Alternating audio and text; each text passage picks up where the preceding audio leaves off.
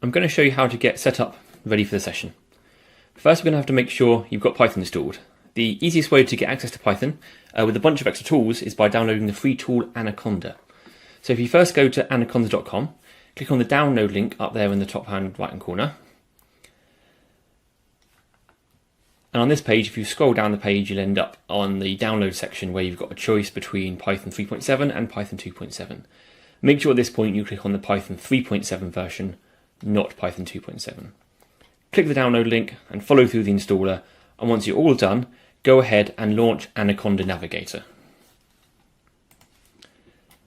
Anaconda Navigator will look something like this. We'll be using JupyterLab in this session as it's easy to get started with, but if you have another setup using something like PyCharm, Visual Studio Code or Spider, that's absolutely fine. Feel free to go ahead and use those. On the JupyterLab tile, click on the Launch button and it will open up a window in your web browser, which will hopefully look something like this. It might take a few moments to launch.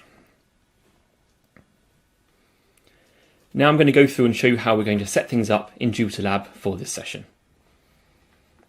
First, we're going to launch a text editor. So if we click on File in the top left, go to New and click on Text File. We can now close this launcher window because we don't need that anymore. Second, we're going to launch a terminal.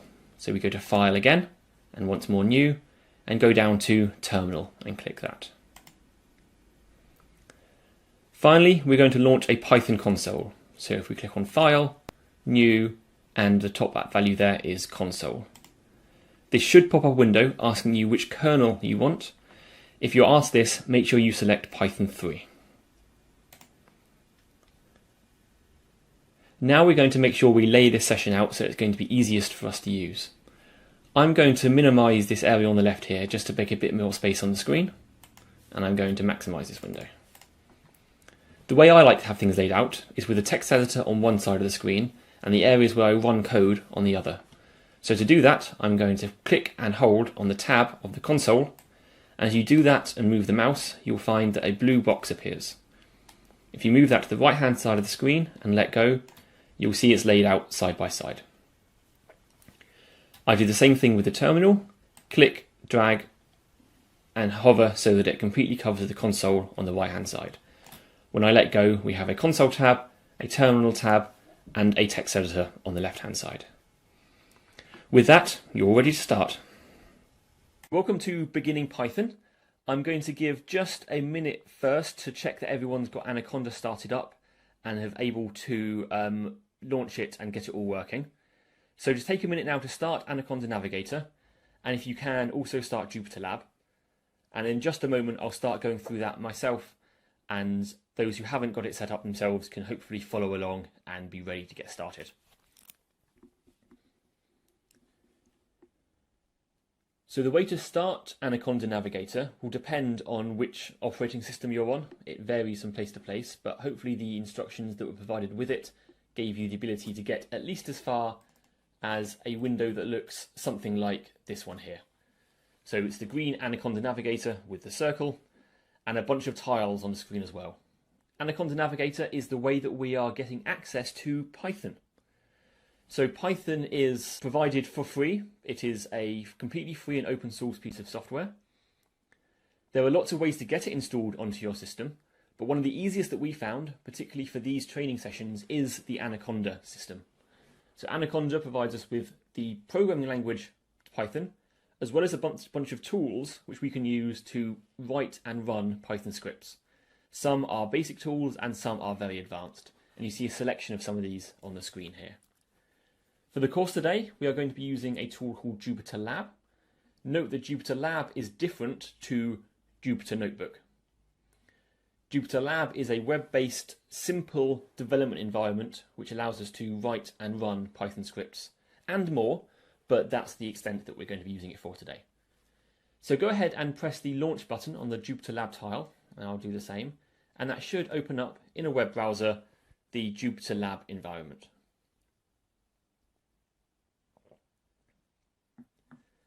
Takes a few moments, you see, your web browser should pop up. It thinks about it quite hard, you get spinny things, and then we are here. With that, I'm going to put Anaconda Navigator away, make this full screen, and nice and big.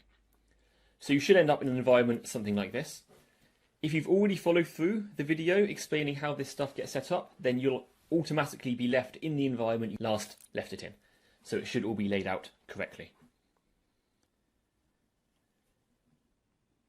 So the things we're going to be doing in the session today is writing Python scripts and running Python scripts.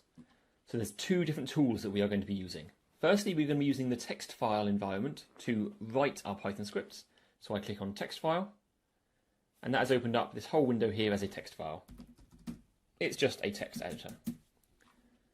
I'm then going to open a terminal. To do that, I click in the plus in the top left, and then at the bottom here, I press terminal.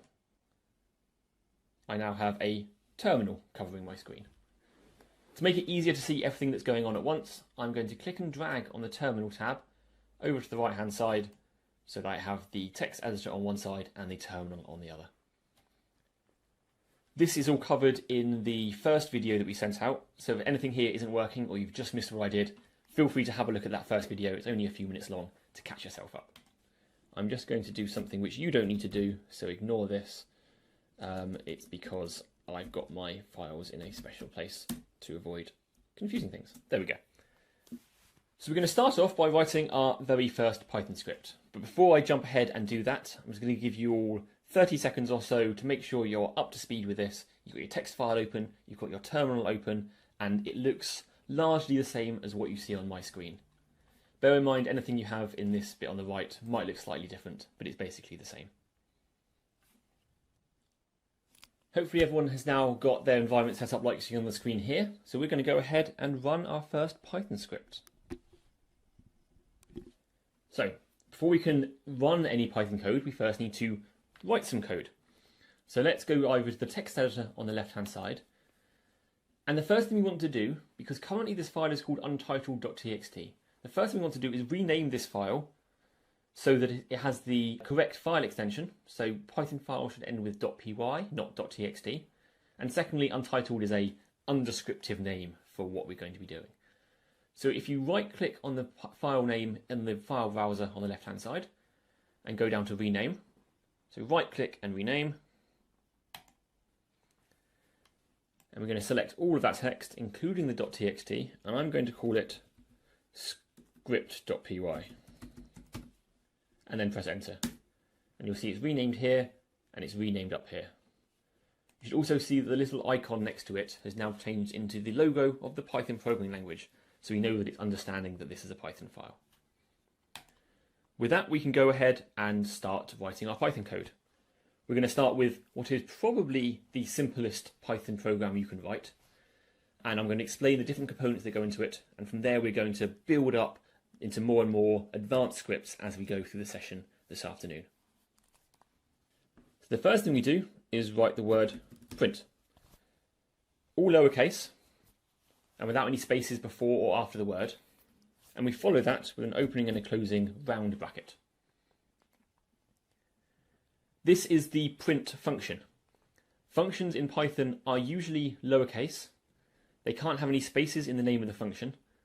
And a function is called by following it with an opening and a closing round bracket. Some functions don't take any different parameters or arguments, so they don't have anything in between the round brackets. The print function, however, does take arguments, and the arguments it takes are things that we want to display onto the screen. So to give information into the print function, we have to put something in between those two round brackets. So what we're going to put inside there is some words. We're going to ask it to display some words onto the screen. The way that you represent words, or as they're known in Python, strings, is using pairs of double quotes. So if you do a double quote and another pair of double quotes, and then in between them we write hello. So what we have here is the word print, followed by an opening round bracket saying that we are calling the function. Then we have the thing that we're giving to the function, the information that we want the function to process, followed by a closing round bracket to say that we've finished giving information to the function. You'll notice here that the text has been coloured green and red and so on. The specific colours aren't really important, it's just the way that the text editor gives us a bit of information. So it's telling us that it's understanding what's been written. Other editors that you can use won't have this particular colours. They might use blue and red or blue and pink or any other colours in principle. The other thing to note is that the text here is just plain old text. There's nothing special about the program that we're running this in. We can write Python scripts in a basic text editor like Notepad, or you can use advanced integrated development environments like Visual Studio. All of them work in the same way. They're writing simple text files which are then going to be interpreted as Python code. So in order to run this script, first thing we need to do is make sure it's saved. So one way to do that, I think, is to go to File and Save Python File. Make sure you always save your scripts before you run them. Now that we've saved that file, we can go to the terminal. So we're going to write our Python scripts on the left and run them on the right. To run your Python script, there's a few different ways you can run your Python script, and I went through the options for that in the second video that was linked and it's been posted in the chat. So if you get any errors coming up, go and check out that second video, and that will explain what the other methods are and what kind of error message you might see, and have a go at them. And if that doesn't work, let us know in the chat and we'll give you a hand. But the way I'm going to be doing it on my screen is by running the program Python. So I just write the word Python, ignore the $sign, that's just something that's built into my terminal. That's there by default, you see, that's just telling me that this is a terminal. I write the word Python, followed by a space, and then I give it the name of the script I want it to read, scripts.py. And so what's going to happen here is that this program here, which is called Python with a lowercase p, is going to read the file that I give it, which is this text file over here, and it's going to read that file one line at a time. It's going to look at the text on that line. It's going to interpret it, assuming that it's written in the language Python. Python is a language as well as a program. So as long as we've written some text in this file in the Python language, then the Python program is going to be able to understand it and do the things that we've asked it to. It's going to read it one line at a time and do the things on that line, then read the next line and do the things on that next line, and so on until it gets to the end of the file, at which point it will exit and say, I'm all done, success. So to tell it to actually kick off that process, in the terminal over here, after writing Python space script.py, we just press enter. And we see here it has done what we've asked it to. It has printed, this is a bit of computer jargon, print in computer jargon generally means display on the screen. It doesn't literally mean print it out of a printer. It's a holdover from the olden days of computing, when everything was literally printed out on a printer. But it's displayed the text on the screen, hello, the same as we wrote in our file over here. It has then returned us back to the terminal prompt, the same as it was before, with a flashing cursor, ready for us to run the same thing again. So I'm just going to give you a minute or so now to have a go at doing that yourself. I'm also going to point you at the course notes. So what we're going through here, at the bottom of the first page as a next link, we're having a go at the chapter titled Getting Started here. On the whole, I'm going to be just doing the examples as they are in the notes, and I'll hopefully have Gareth keeping us topped up and tracked as to which chapter we're on. But here we are just going through this very first chapter titled Getting Started, in which we've written a text file and we've run that text file, and then a little bit of an explanation about how that all works, which I've just gone through. So have a go at that yourself, just take a minute or so, and if that's all working, then we're going to carry on in about 1 minute. That should be enough time. Mengdi, so the colour in the terminal doesn't matter at all. Mine is all multicoloured because I'm running ZSH on Linux, which has been set up to be all multicoloured. On most systems, it's just going to be plain black. So if you see hello printed out, then everything's working great. Some questions from Livia and Bryony saying you're getting syntax error, invalid syntax. That's, again, a number of different ways that this can be caused. There's two main types of errors that Python has. There's errors that happen while the program's running, like you've tried to divide by 0, or you're trying to use some information that it doesn't know is there. The other type of error is a syntax error, And that's when your file is written in something which isn't valid Python language. So the first thing to check is that your Python script looks exactly the same as it does over here. That you're using double quotes and not backticks or anything like that. That you're using round brackets and not square brackets or curly brackets. And that everything is in the same lowercase print as you see here. Do you get anything else printed out in the terminal apart from the syntax error? Could you copy and paste the entire thing of you running the script and the output in the chat, and that might help me work out what's going on there. Ah, okay. I see what's going on here. So this will happen if you've accidentally got yourself stuck in the Python interpreter. There's a thing that happens if you just type Python and press enter. So don't do this, I'm just demonstrating. If you do this, you end up in an environment where you've got these 3 arrows here. Now this is like a terminal, but it's slightly different. If you end up there, type exit and then open and close round bracket and press enter. And you should end up back at the non-3 arrow terminal. Once you're back at the normal terminal, you should be able to type Python scripts.py and you should get the text printed out. So I'm just going to clear my terminal on the screen there so that it has a bit more space. Don't worry about doing it yourself, just clearing out what we see. So in Python, there are a bunch of different types of data that you can have. The types of information we've used so far has only been one type of data. We have had a string. They're called strings because they're kind of like a string of letters chained together. It's another bit of jargon which you will get used to. So we have a string here. Hello is a string. Strings are designated by having open quotes at the beginning and open quotes at the end. But as well as strings, there are also different kinds of data types. I'm just going to run the script over here. As a shortcut and a tip, if you're in the terminal and you press the up key on the keyboard just once, it will bring up the previous command you ran. So you can press up on the keyboard and then press enter, and it will rerun that same previous script. I'm going to change this print function here now so that it prints something else. So instead of printing hello world, I'm going to print a number. So 3.14159, that's more than enough digits of pi. You'll see here that the number is green, where the string was red. That's just a decision that the highlighting in this text editor has decided. Again, the colours aren't particularly important. They're just there as a visual aid. You'll notice again there's a black circle here, and I pointed this out in the video, but make sure that before you run your script, you save the file. On Windows and Linux, it's Control-S, and on Mac, it's Command-S to save the file, or you can go to File, Save Python File. I'm going to use Control-S. So now if I run the script by pressing up and enter, we get our number printed out. Okay, so we've got strings, we've got numbers, and we also have integers, which don't have decimal places. That works very well. So if we save that and run that, we just get the number 3 getting printed out. So Sam in the chat is asking, why don't you need quotes for numbers? So the reason for that is Python uses syntax to work out what you're trying to tell it.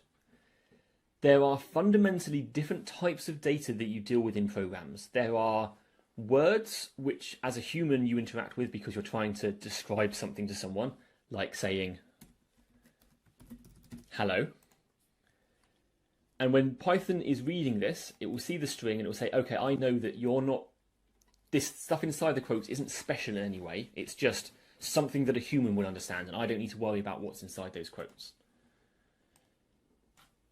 If it sees just, as it's reading along the line, one letter, and it gets to here and it sees a number that's not inside quotes, it's going to treat it as that particular mathematical number.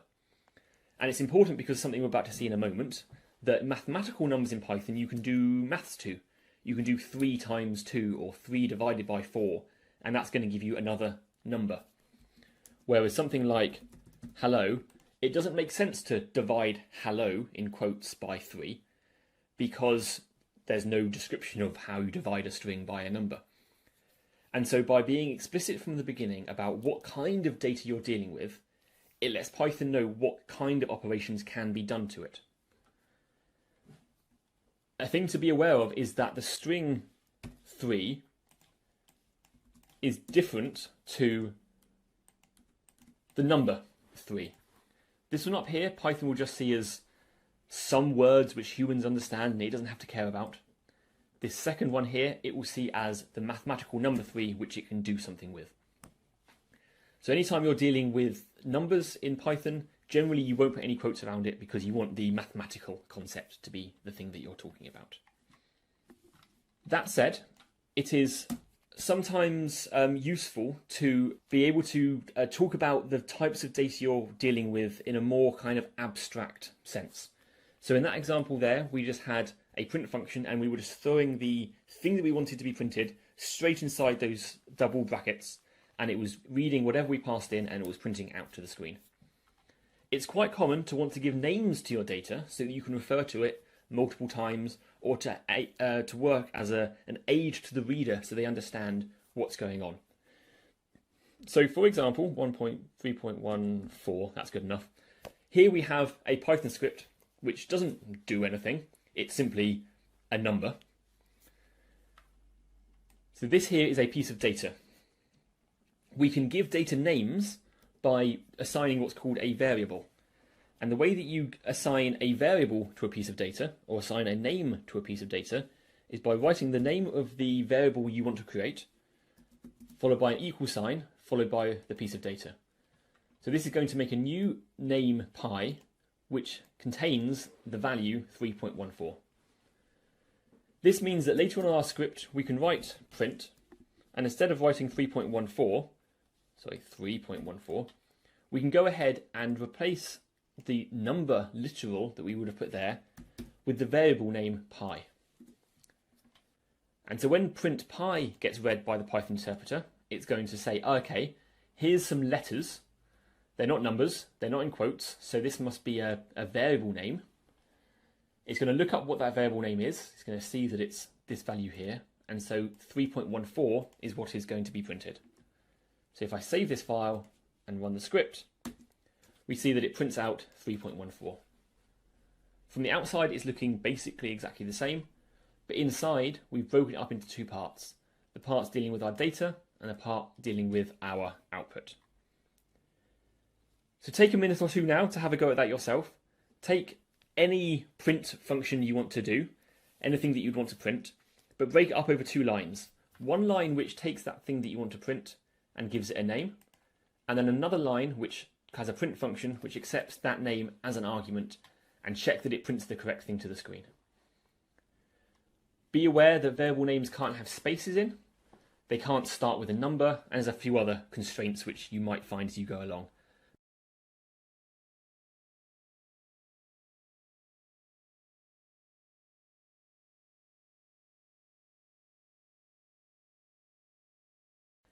I've introduced variables. A variable is a way of giving a name to data. And so in your head, it's worth having a sense of the difference between a piece of data, like 3.14, and a variable like pi. They can often be used in the same context, but they're fundamentally different elements of the language.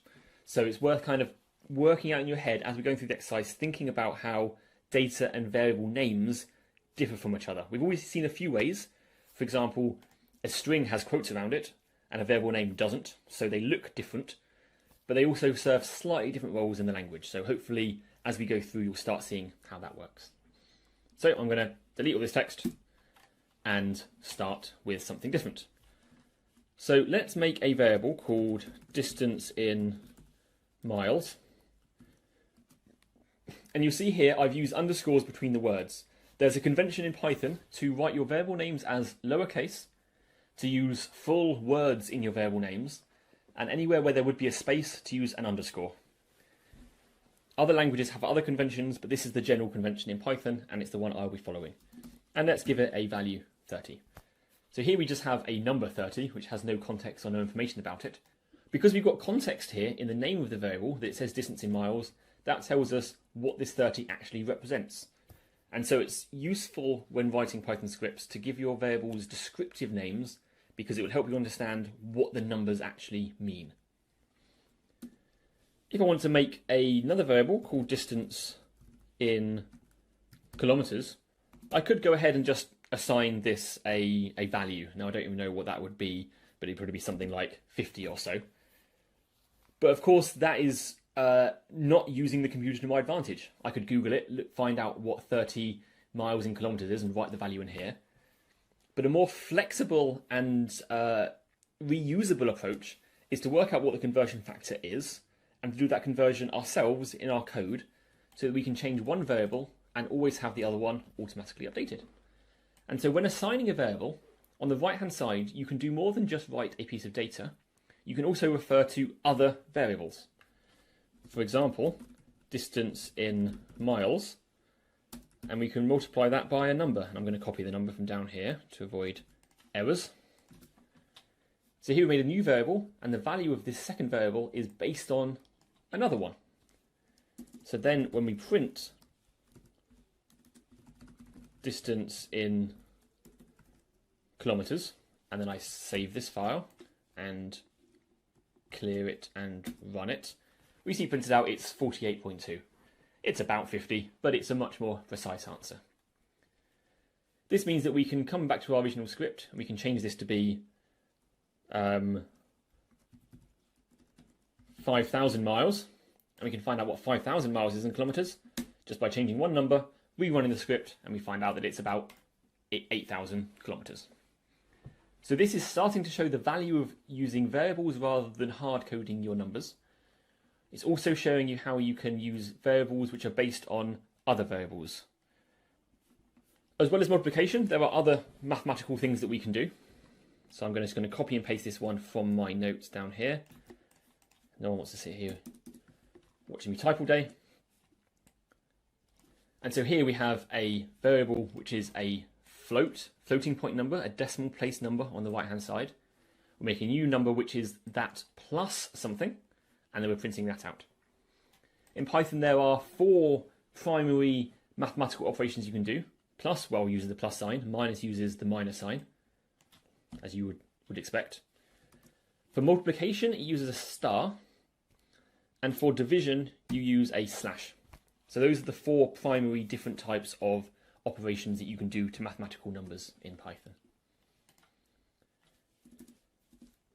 Going back to Mendy's question earlier about why some things are in quotes and why some aren't, I'm going to show you an example now of how Python sees the differences between those two types of data in the program. So I'm going to make a variable here, and I'm just going to call it my underscore number, and I'm going to set it to 67. And I'm then going to say my other number equals my underscore number plus 100. And then I'm going to print my other number. So we run this script, we get the kilometer thing and the Celsius thing printed out, and we get 167 printed. So it's successfully printing out the thing that we had. If, however, we put this 67 in quotes, Python is no longer seeing my number as being an integer. It's no longer seeing it as being a mathematical object. It's seeing it as being a text type object. And it doesn't know how to do mathematical things to text objects. So if we now run our script, we will see the first of our Python errors. It is unable to do the addition operation because it's no longer doing it to 2 numbers. It's trying to add a bunch of letters and a number together. And it's going to say that it's assuming that you made a mistake. It's not going to just implicitly convert something. It's going to make sure that you're going to be explicit about what you're doing. And so if we look at the error over here, the way that I read Python errors is by starting on the last line. It says type error. So that's telling it it's an error to do with data types, where types are things like strings or floats or integers. The error message itself is saying it can only concatenate strings and strings. Remember, this is a string, which means that my number is a string, which means that we're doing my number, which is a string, plus an integer. And so it's interpreting this as us trying to take one set of letters and stick another set of letters on the end. And that's what concatenating string to string would mean. Concatenate means stick next to each other.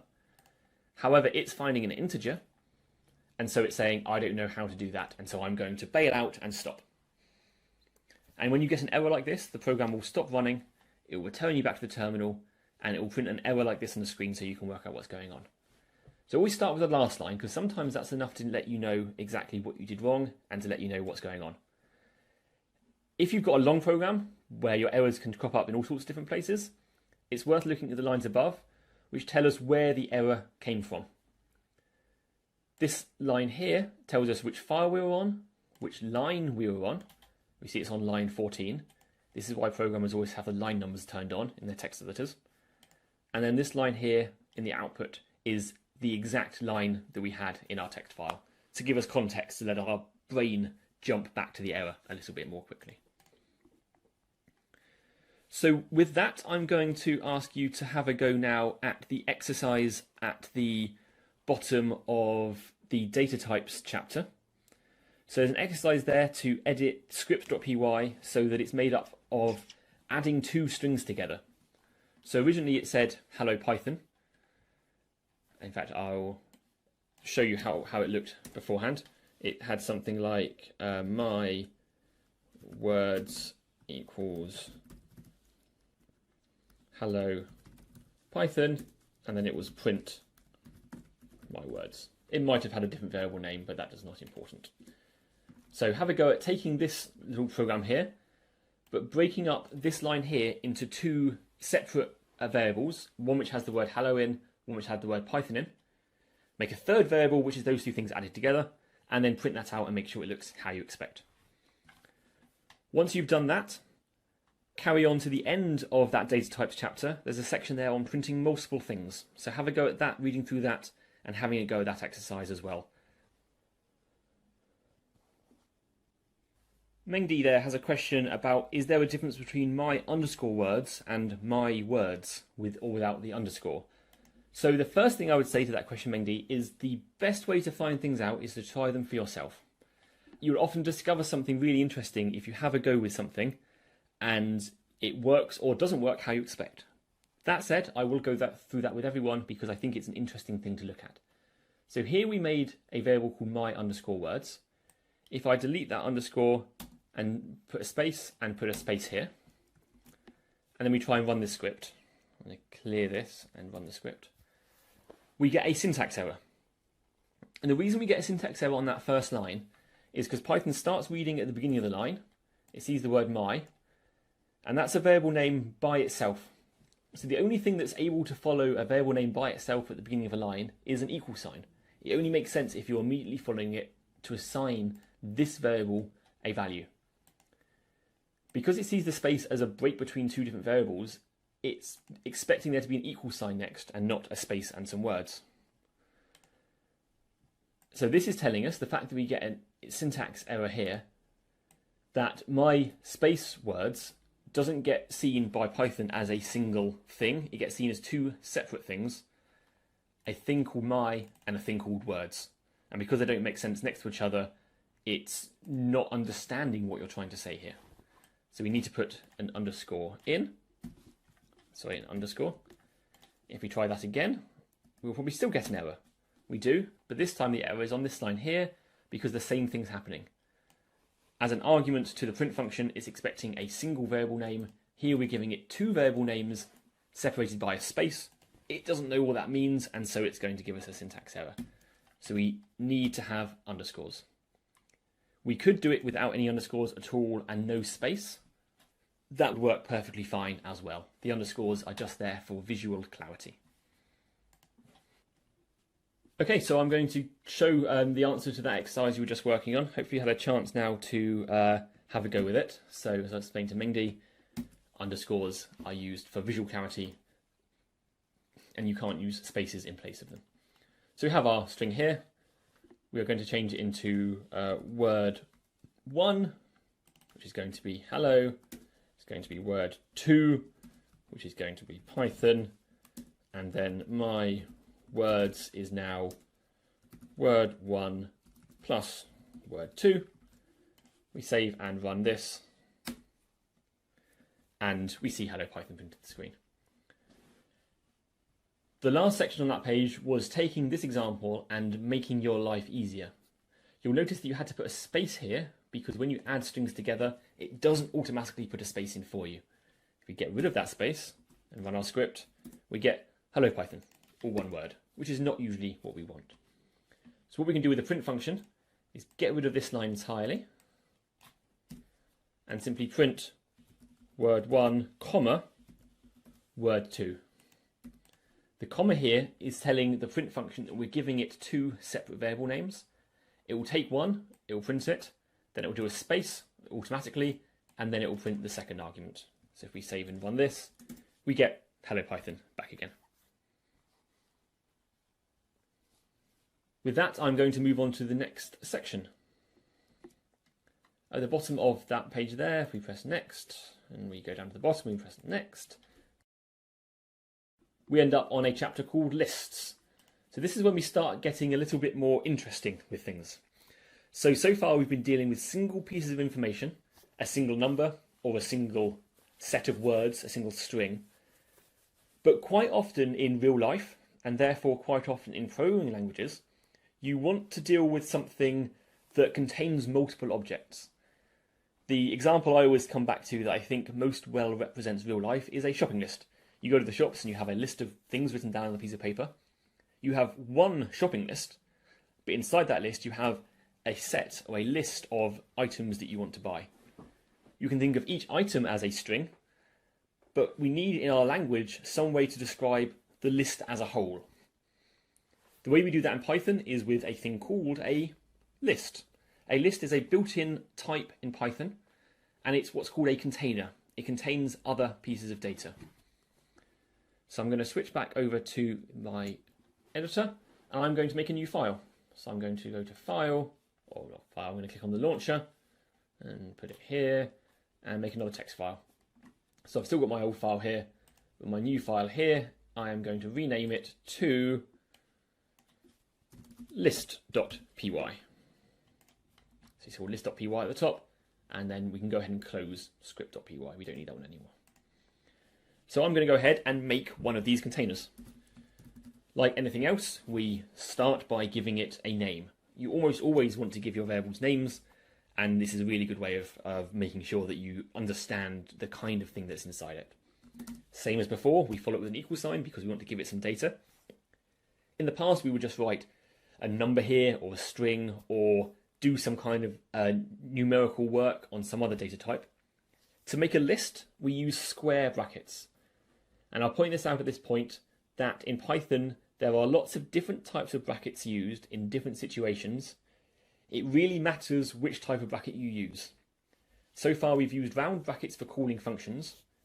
And here we're going to use square brackets to create a list. In between those square brackets, we put the things we want in our list. For example, cat, that's a string. We follow that item with a comma. Notice the comma's outside of the quotes.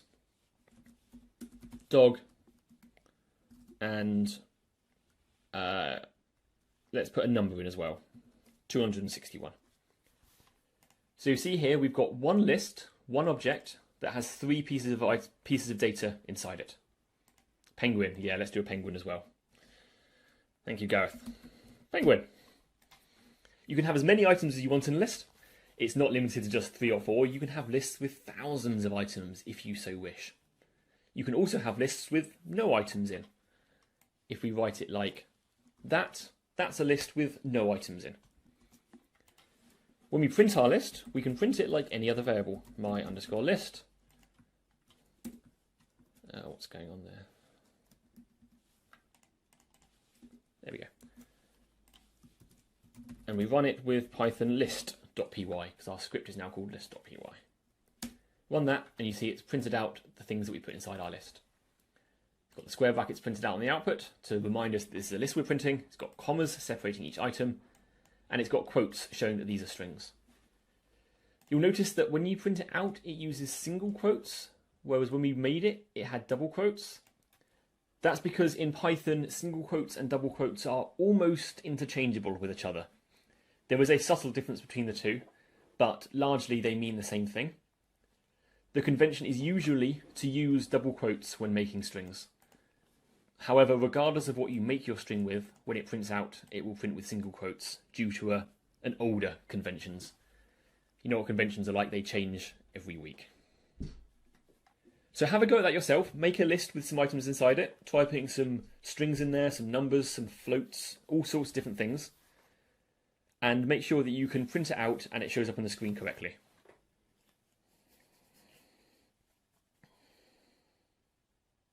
Okay, so hopefully you've all managed to print a list out and that's all working for you. So we're going to move on and do something a bit more useful with a list than just making a block of a list and then taking that whole list and showing it to you on the screen. With a shopping list, you don't just deal with a shopping list on the whole, you deal with the items inside the shopping list. And so we need a way in our language to get access to the items inside. So we're going to make a new variable called myElement. Element is jargon generally for an item inside a list. Though the jargon isn't really consistent and you'll see it change later, but nonetheless it's often used for that. To get an item from inside a list, we write the name of the list and we follow it with square brackets. These square brackets that immediately follow the name of a variable are different conceptually to the square brackets we used when we made the list. If you've got square brackets by themselves with a space beforehand, that's you making a new list. If you've got square brackets and they immediately follow a variable name which is a list, that's you accessing things from the list. It's you asking a question of the list. We can put something inside those square brackets, kind of like a function call, to tell it what piece of information we want. So we can write, for example, number 1. And we want to not print the whole list, we want to just print that one element. So, audience participation time for those who are listening. Who wants to let me know in the chat what's going to get printed out when I run this script? And don't be shy. Okay, we've got some cats and some dogs. So those who are saying cat might be confused about how it could possibly be dog. Let's run it and find out what actually happens. We do indeed get dog. The reason for that is that in Python, everything starts counting from 0. When you're talking about elements in a list, the first element is actually the 0th element. This is item 0, this is item 1, this is item 2, and this is item 3.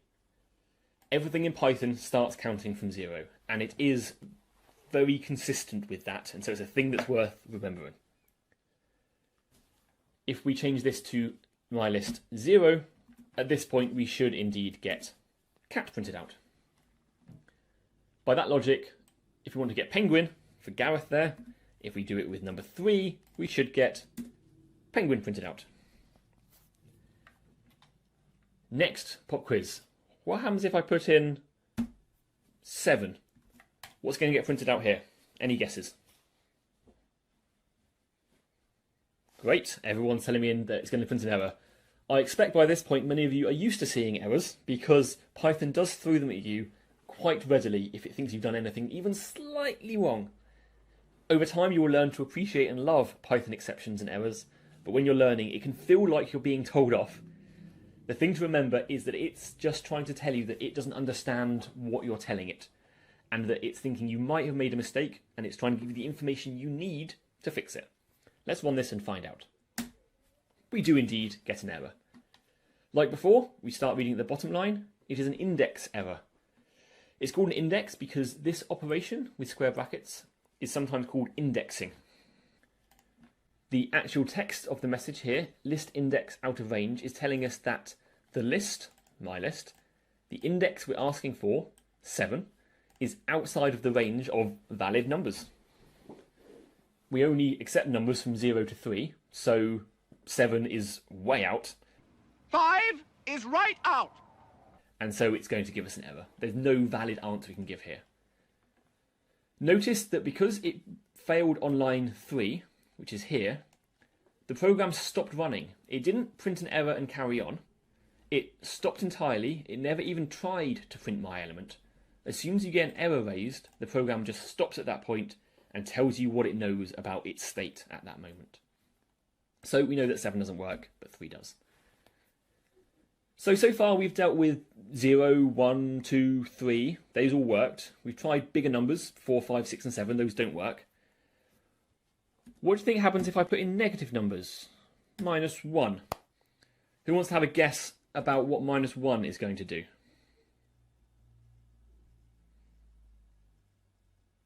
Costas thinks penguin, and you're not sure. Ricardo's guessing the same thing. Let's find out. Let's run it. We do indeed get penguin. We get the last element.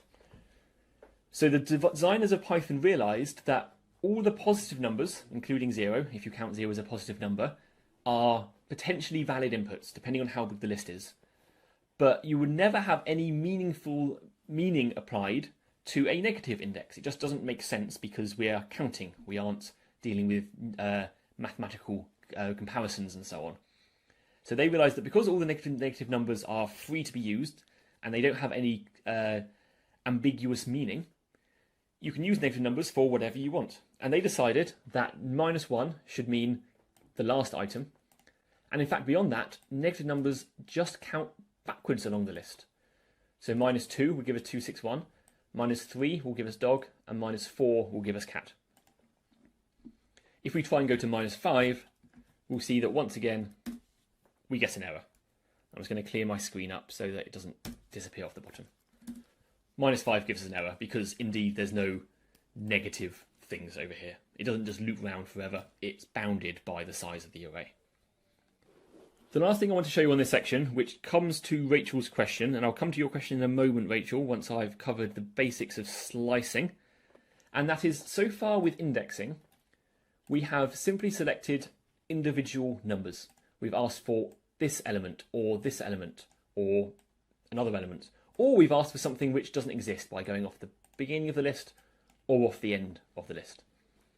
It's quite common with lists, or with any kind of a container which has things in an order, to want to grab a selection of items. So let's say we wanted to select items dog and 261. We can do that by using what's called a slice. It uses the same kind of syntax as we have here. So we still use the square brackets, but inside the square brackets we tell it where we want to start selecting from and where we want to end selecting from. So we want to select from here to here. So dog is item 2, and we want to go as far as, but not including, penguin. Dog is item 1, see, even I get mistakes. And we want to go as far as, but not including, penguin, which is item 3. The way I like to do the numbers here, because 1, 3 doesn't intuitively say to me those two items, is that I count the commas in the list as a way to remember what numbers I should put here. I imagine there's a 0th comma here, because 0 is invisible, so there's no comma. So this is comma 1, this is comma 2, and this is comma 3. So if I want to select from this comma to that comma, I do 1, 3, and that's going to give me this slice of the list.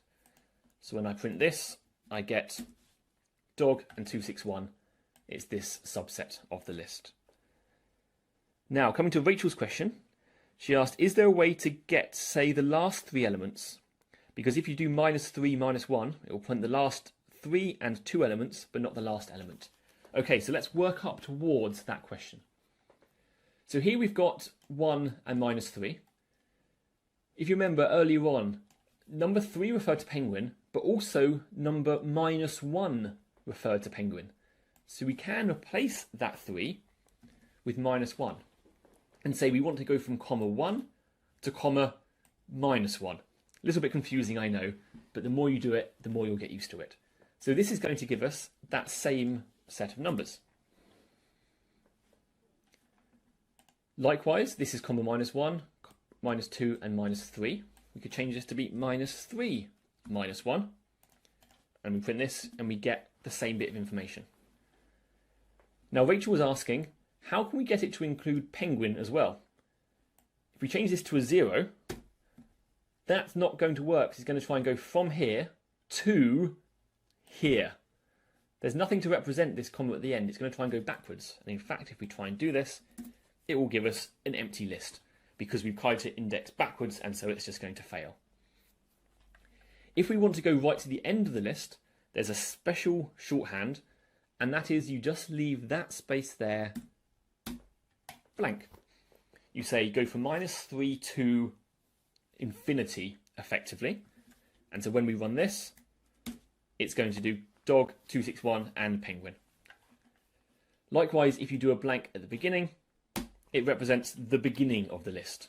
So just a colon by itself inside square brackets means right from the beginning until right at the end. So have a go at these exercises on this page here, the lists chapter. So get through as far as the slicing section if you can.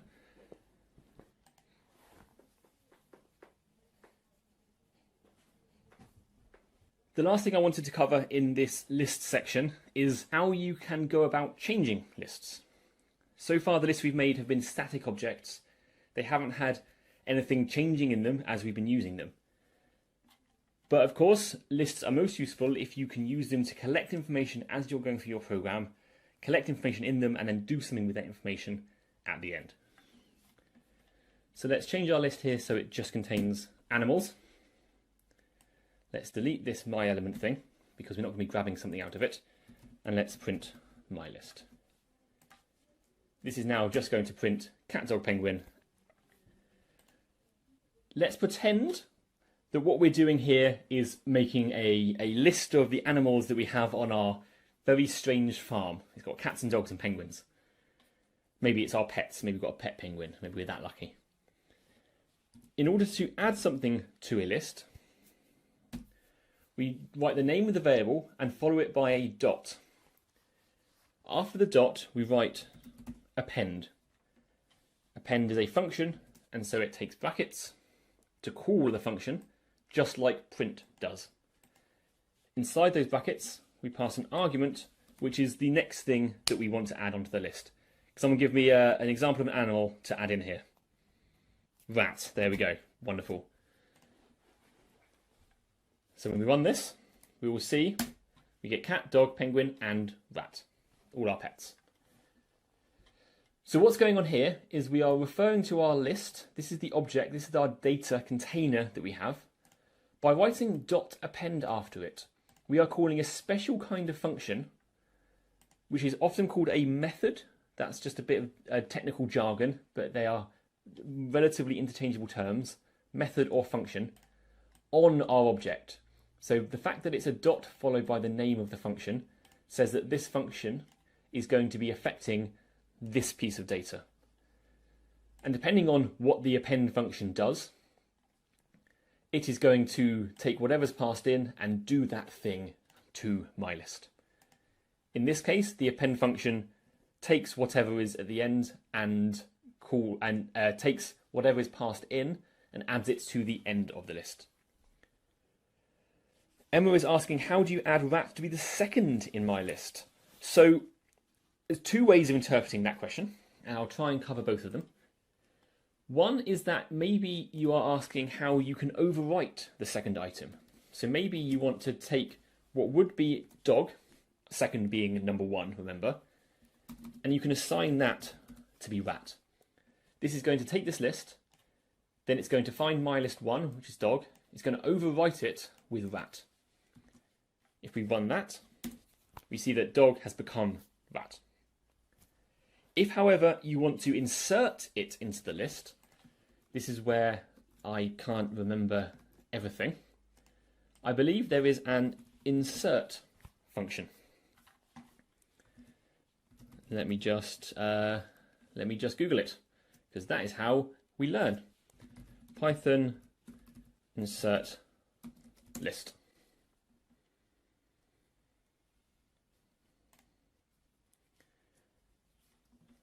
Let's send the Python 2 documentation. We want the Python 3 documentation. Here we have the list.insert function. It takes 2 arguments. The first argument is the position, and the second argument is the item. I can never remember which way round they go. So we want to insert at position 1, and we want to insert rat. So when we run this, we see cat, rat, dog, penguin. Hopefully one of those 2 things is what you are asking about, Emma. So if everyone's okay with lists, we can loop over them, we can grab items out, we can change things to do with them by appending to the end, and as we saw there, overwriting or inserting. So after the list section, we are on loops. So hopefully as we go through this, Olivia, I will explain the answer to your question. And I'll just read it out now so that I remember what it said. At the beginning of the loop section, you assign two variables called word with different strings. So does the variable store all the data that you assign to it? Okay, so I will go through that now. I didn't realise how soon it was. So let's make a new file. And let's call it loop.py. New file, text file, rename, loop.py.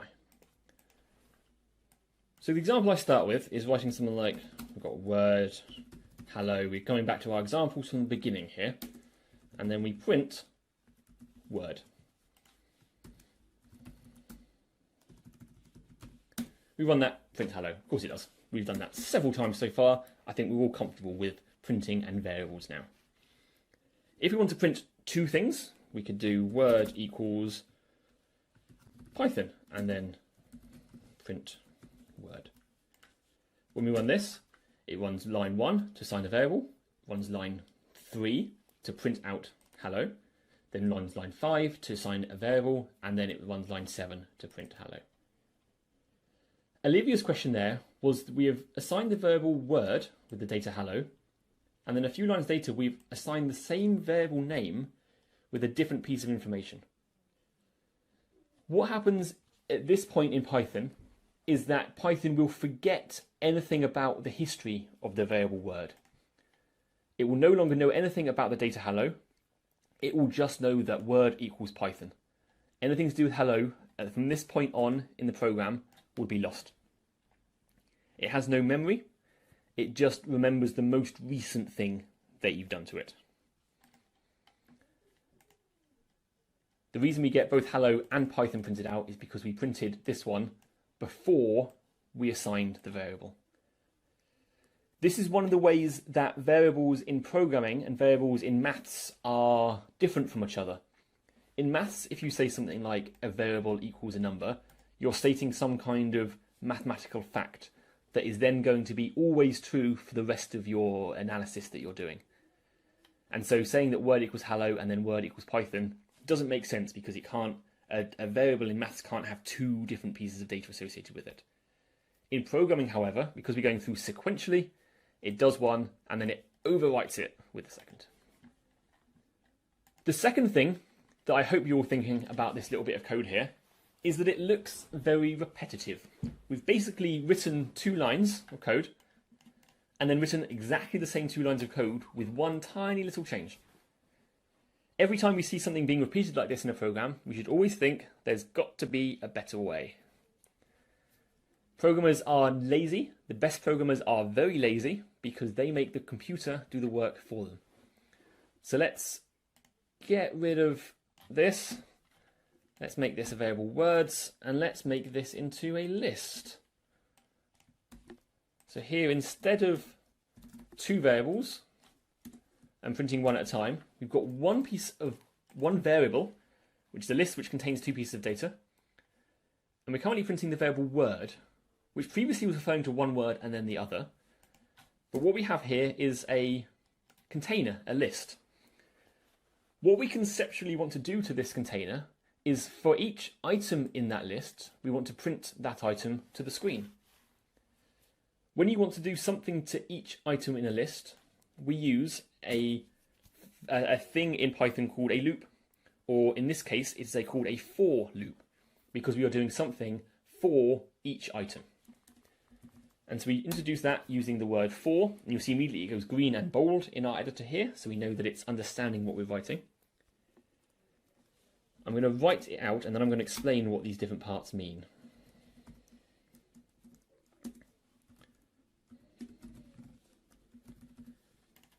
So the way I like to think about the structure of a for loop is first we just look at this line up here. This is the part that introduces the fact that we are going to be repeating ourselves. There's 5 different things in this line. 1, 2, 3, 4, and then the colon at the end, number 5. In every for loop you write, the for, the in, and the colon are always there, always in that order, and always spelt exactly like that. Those are the fixed scaffolding that we use to construct our repeating for loop.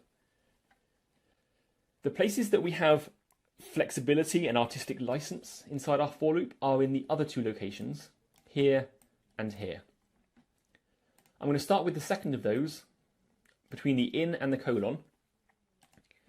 This is where we write the thing that we want to loop over. It is the thing that is the list that contains items that we want to do something to each item of. We want to do something to each item inside words, and so we are doing something for something in words. The thing we're looping over goes in this spot here. While we are repeating ourselves, while we are doing something to each item in this list, we need to give a name to the current item. We need some way to refer to it. Earlier on, we were referring to items inside a list using square brackets and numbers. But because here we're just going to be looping over the list, we don't care what number we're at. We are just going to be dealing with one item at a time as we're looping over the list. And so to make that work, we have to give each item as we come to it a name. We're only ever going to have one item in our hands at any one time. So only have to give one variable name. And the variable name we're going to use is word. It doesn't matter what you write here. You can give this variable any name you like. Like before, we had variables called mylist and distance in miles. In the same way, this is just a variable name we're creating. So the first time around the loop, this variable name word is going to be pointing at the first item in the list. Then the next time it loops around, this variable word is going to be referring to this item in the list. So the first time round, it's going to print word, so it's going to print hello. It is then going to repeat itself, and it's going to print Python. Let's check that that works. There we go. It prints out exactly the same thing as it did before, but what was previously 4 lines of code is now only 3 lines of code. Now that might seem like a small saving, but bear in mind that we could be looping over a list that had 1,000 items in which case this would still only be 3 lines of code. Whereas if we were having to print each item individually, it would be thousands of lines of code, and that is a lot of writing. The final thing I want to point out about loops, is that the colon at the end of the line in Python always designates that the next section of code should be indented. And that is why we have these spaces at the beginning of the line here. Python uses the fact that this is indented to know that these are the lines we want to repeat. If we write print ... no, in quotes, there we go. It is going to repeat, it's going to print this line and then this line, then repeat itself and do those 2 lines again. So if we run this, we see we get ... hello, ... Python. Likewise, we can print end, and it will do ... hello end ... Python end. I'll just clear that. If we don't want this end to be repeated, all we have to do is unindent it, which you do by pressing backspace. Because this is no longer indented, this line of code will not be repeated. So when we run this, we get ... hello, and then ... Python. Then because the loop's finished, because words has run out of words, it then exits the loop, unindents, and then runs this line of code just once. So have a go at the exercises on the loops chapter. Do the first exercise on there first, and then if you've got time, move on to the exercise at the bottom of the page. Don't go quite as far as enumerating, because I'll be covering that in just a moment. There's a question there from Sam. We used 0 and 1 in last exercise. Why can't you do that again?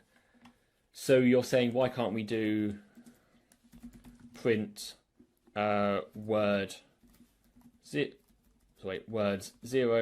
I'm going to delete those. And print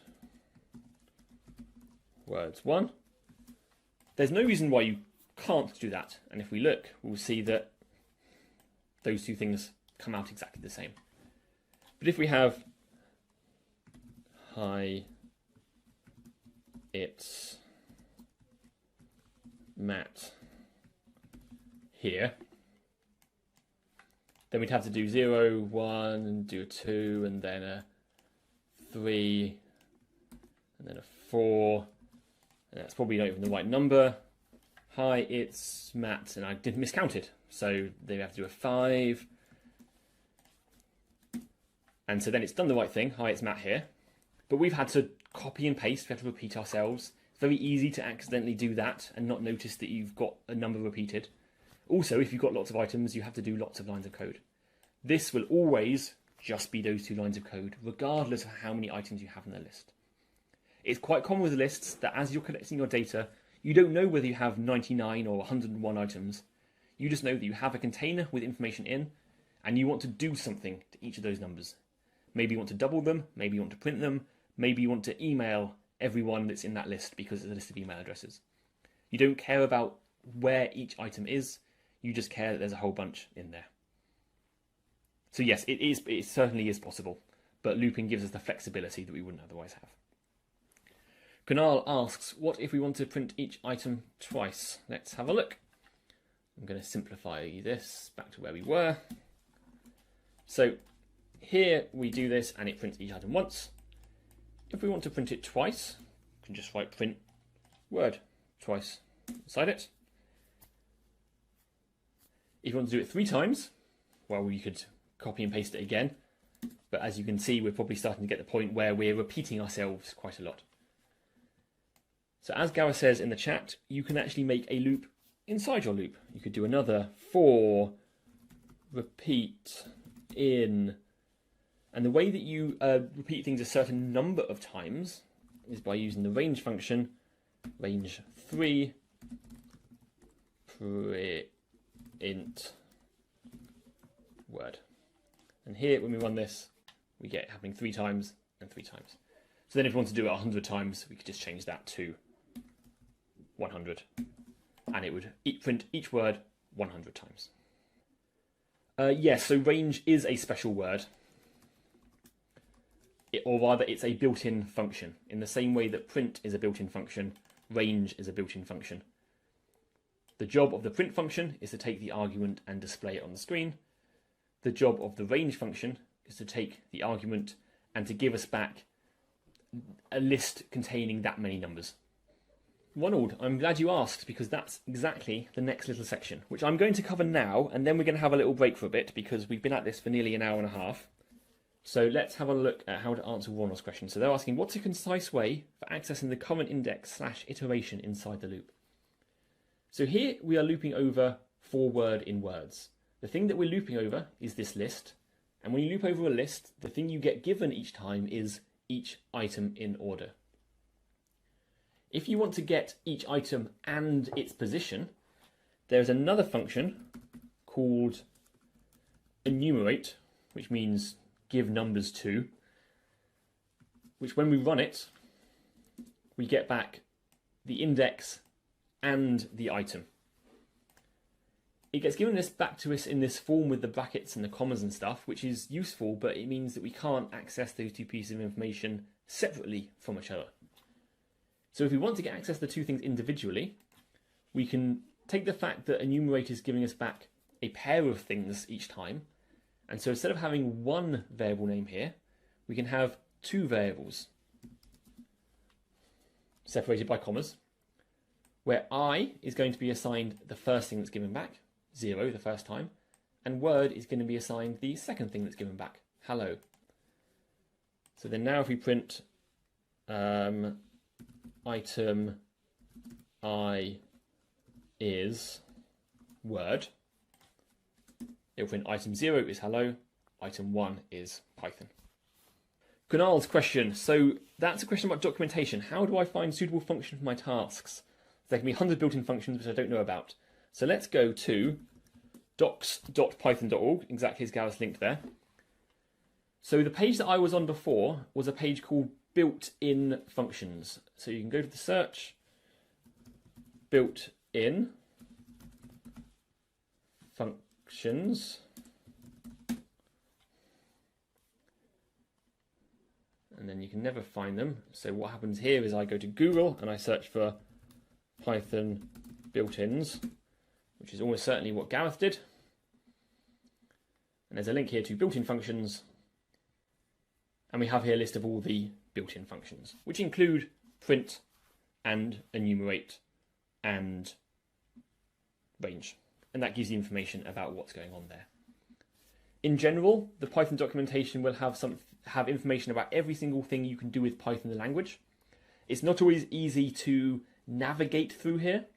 So on the whole, the way I get there is by Googling for Python followed by the thing I want to search for. Like Python insert into list is what I searched for earlier.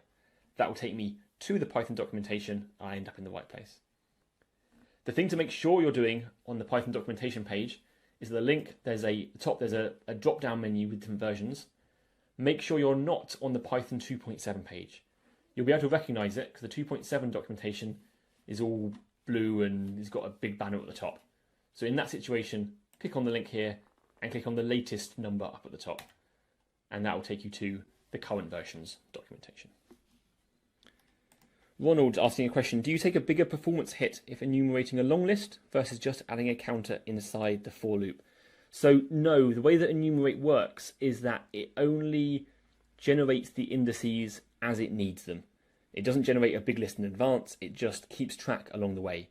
So it's doing that counter inside the for loop thing for you automatically, which means you don't need to worry about setting it to 0 before the loop and anything like that.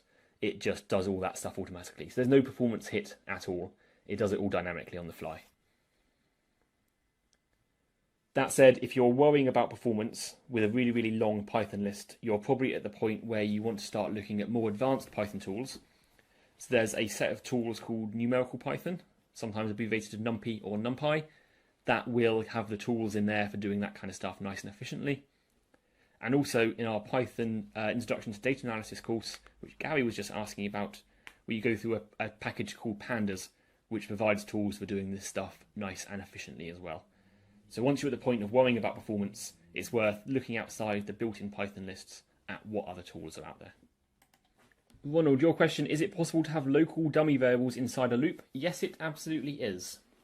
So I'll just demonstrate that quickly here.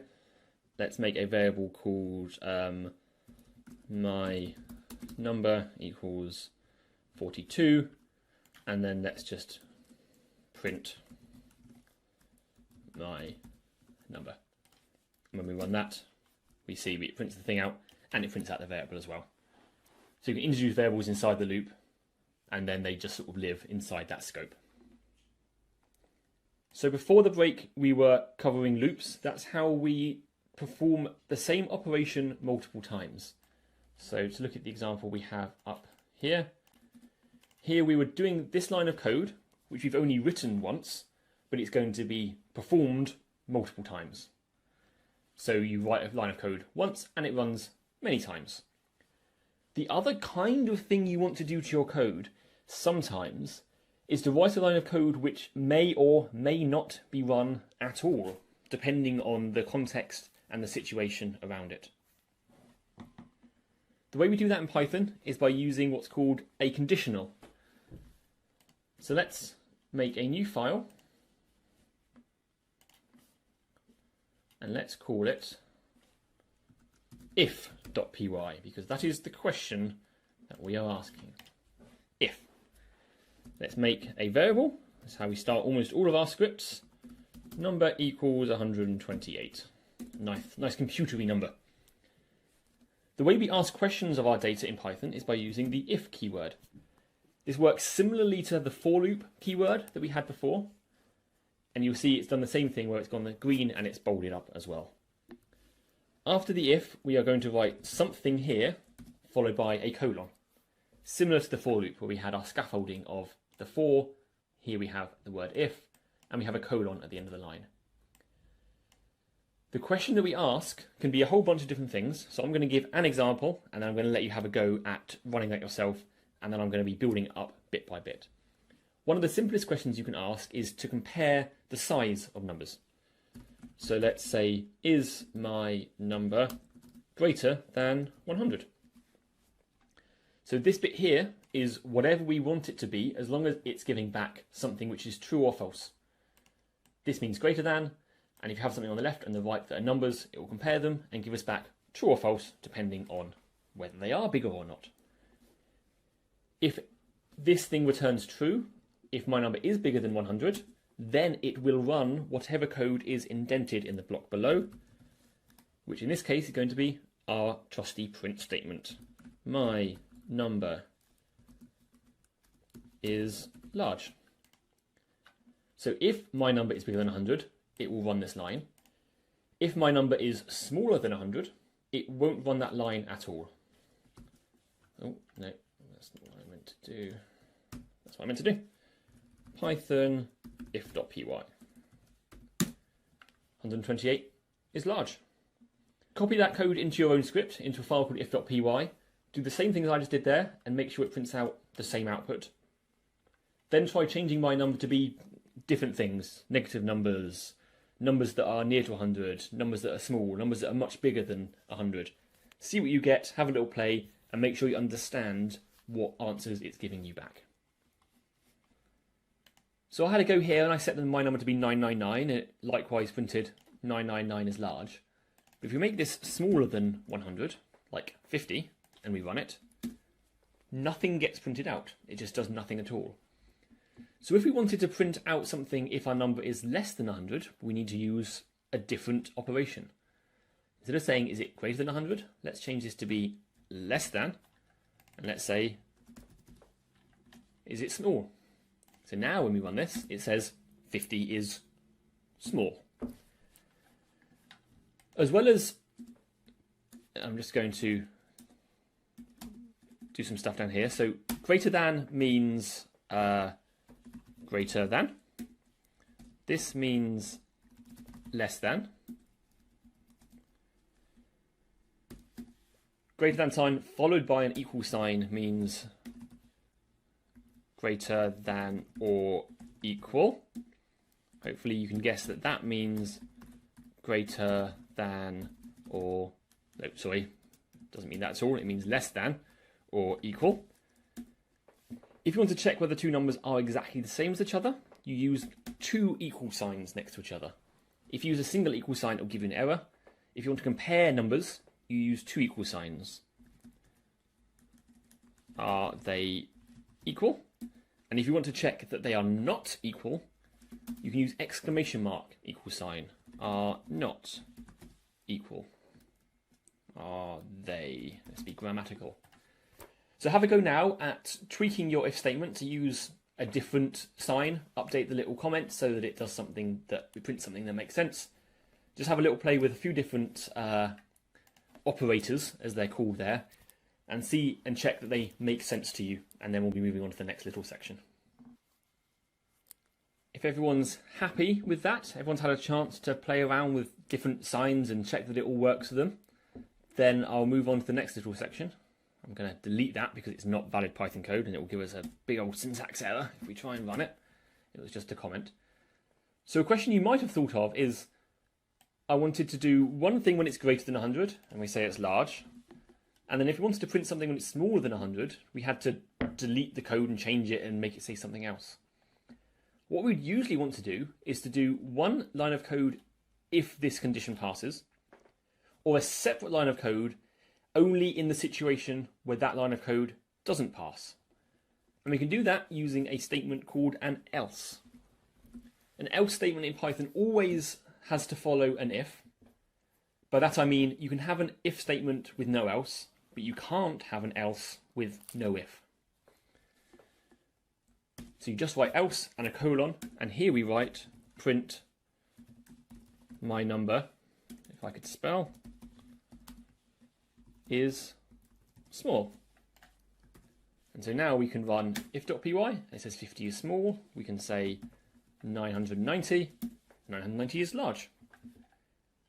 If we do 100 exactly, it tells us that 100 is small, because 100 is not greater than 100, it is equal to 100. Okay, so Olivia has a question about the indentation here. So the indentation here gets interesting. There is a consistency across Python with how indentation is treated, so it's worth taking some time to understand what's going on. The way the indentation gets applied is any line that's indented is always associated with a colon before, and that colon and the indentation associates this block of code with this statement here. So we could print hello as well. So these two lines of code are indented, so they're associated with the if parsing. This block of code is indented after following this colon, and so it's associated with this else. The if and the else are at the same indentation level because the else kind of sits next to the if, it's not inside it. And as I introduce the next statement here, you'll hopefully see why we don't keep on indenting, because you'll see that things get a bit messy. Because we might want to here do one thing if it's greater than 100, another thing if it's less than 100, but a third thing if it's exactly equal to 100. And for that, there's a thing called an else if. So here we say, if this thing's true, do this thing. Otherwise, if this thing's true, which let's make this my number is equal to 100, print my number is 100. And if that one's not true either, then it finally goes to the else. The reason you want to do that, and let's just check that that works. Here we say, oh, we've got a syntax error. Of course, that was for demonstration purposes. In Python, you don't write else if, you write elif. It's an abbreviation they introduced for whatever reason. Here it says 100 is 100 because it's taken this number, my number. It's not larger than 100. It is equal to 100, and so it's printed this, and then it stops checking. When you're going through a chain of ifs, elifs, and elses, it will check from top to bottom.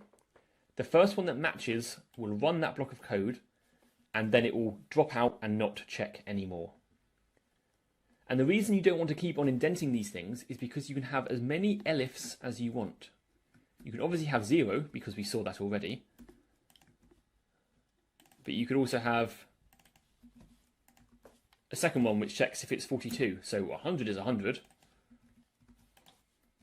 42 is 42. And 13 is small. If each of these times we had to indent our code, we would end up disappearing off the right-hand side of the page by the time we checked all our different conditions. And that is why we don't have to indent each block as we get to it. So for the exercise here, I want you to take this block of code, or a similar block of code if you've got different elses and ifs, and put it all inside a loop. Remember before I showed that you can nest loops inside of other loops? You can also nest if statements inside of loops, and vice versa. So take these lines of code, nest them inside a loop, and loop over a list of numbers, and check each of those numbers in turn and print out whether they're large or small or whatever else you want to check up on. I'm going to do it alongside you all on the screen here so that you can see how it works, and then I'll check back with you in a few minutes, and then we'll be ready to move on to the next section. So this is the exercise at the bottom of the conditionals chapter.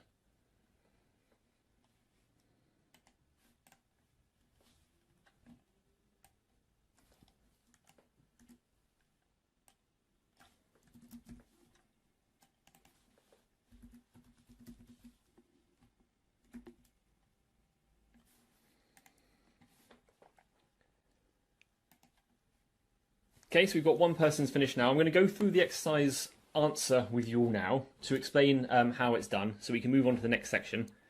But with any of this stuff, I'll give you information at the end to do on how to get in contact with us afterwards.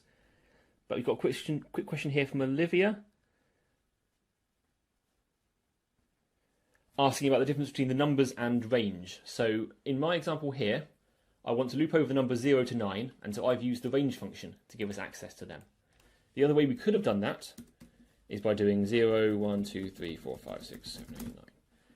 Both of those are going to give us basically exactly the same answer, with the difference being that we've had to type a whole lot more for doing it explicitly.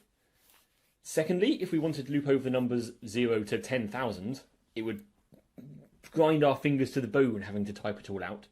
Whereas doing it using range, we just do that, and it's immediately going to give us access to them all. So that's one of the reasons to use range instead. But we start off with my numbers equals range 10, which as we saw before, give us the numbers from 0 up to 10, but not including 10. So that gives us the numbers 0 to 9. The if statements inside here are exactly the same type of thing as we were doing before. Is a number bigger than 5? Is it less than 5? Or is it neither of the two, in which case, well, it must be equal to 5, mathematically. The thing that we have done extra here is that we have indented all of this, as you can see. And we've done that because it is now inside a for loop. We are now going to be repeating this set of if statements multiple times. We are going to be doing it once for each of the items in my numbers, which is the numbers 0 to 9. Each time around that loop, we are going to have the variable num. So inside each loop, the variable num is going to be referring to first the number 0, then 1, then 2, then 3, etc., etc. And so it's that number which we are comparing in each of these situations and printing out. So when we run this code, we get, first of all, we get the first item from range 10, which is 0, which goes into the variable num, which gets compared to this. It is not greater than 5, so it goes to this one. It is less than 5, and so it prints out less than 5. It does the same thing for the rest of them until it gets to number 5, at which point it's not greater than, it's not less than, and so it does this block. Then it carries on through, and then all of the rest of the numbers are matched by the first block there. So this is to show that you can put if statements inside for loops, and it all just kind of works how you expect. In this block here, you can put some blank lines in here. You can look at this block of code, and even outside of the context of you knowing that you're inside a loop, this section of code still makes sense in itself, as long as you trust that there's a variable called num that you have access to. It doesn't matter to these lines of code that they're inside a loop. They are just doing the same if, else, elif, and else thing that they always do. In our case, however, we do want to make it clear that it's inside a loop because that's how we know that we're looping over the numbers. You'll use if statements a lot in your code. I find it quite uncommon to use elif. It's a corner case catching tool rather than everyday tool, but certainly I use a lot of if statements. I use a decent amount of else's, and I always use loads of for loops in my code. That is one of the most common things that I do in my code, is looping over stuff and repeating myself for each item inside a list. And Kunal asked, there are a lot of variations of if in Python, right? Yes, there's ifs and elifs and else's, and there's lots of different things you can put here. It gets quite complex to allow you to explain to the computer all of the different things that you might want to do. So I'm going to move on to the next section now. So after the loop section, I'm behind on the notes on the screen here, and after the conditional section, we move on to dictionaries. I'm going to make a new text file again. It's always good to make a new text file for each section of code that you're writing. And I'm going to call this one dict.py. Dict is the usual abbreviation for dictionaries in Python, and you'll see that cropping up a lot. So get used to dict meaning dictionary. And now I'm going to explain what a dictionary is. So a dictionary is similar to a list. Lists were containers which held multiple pieces of data. They held them in a certain order, and we could access them either by looping over the list or by asking for specific items in the square brackets, asking for item 3 or 0 or -2.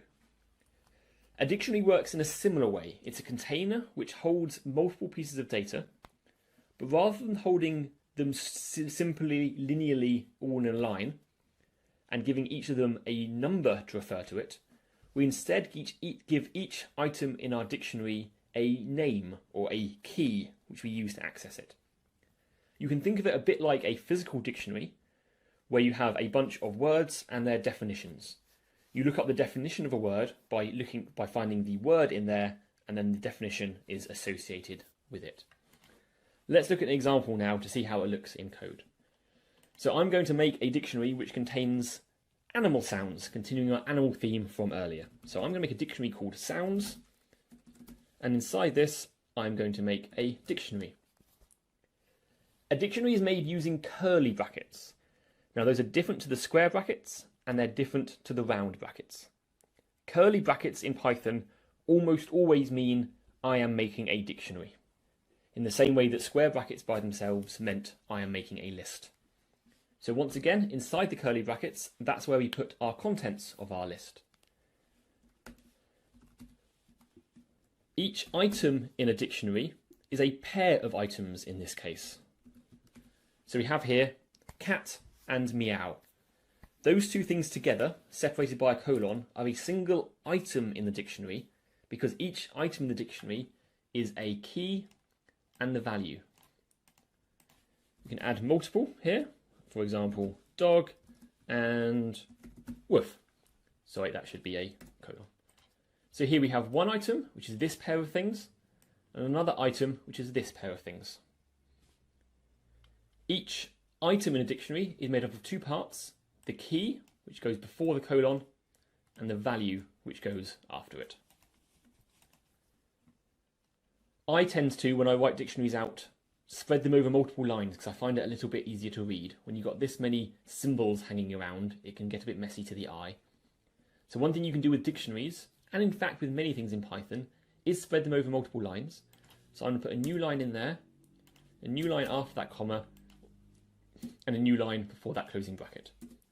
So this is exactly the same thing, it works in the same way, but it makes the fact that this item and this item are separate a bit clearer. Oh, sorry. So I'm going to ask in the chat, I need more than 2 items for my list because 2 is a bit boring. What other animals and sounds should I put in here? We had penguin earlier on. What sound does a penguin make? Because I don't know. Gareth? Apparently they go meep. And we also had fox. There we go. Thanks, Maddie. Now, what does the fox say?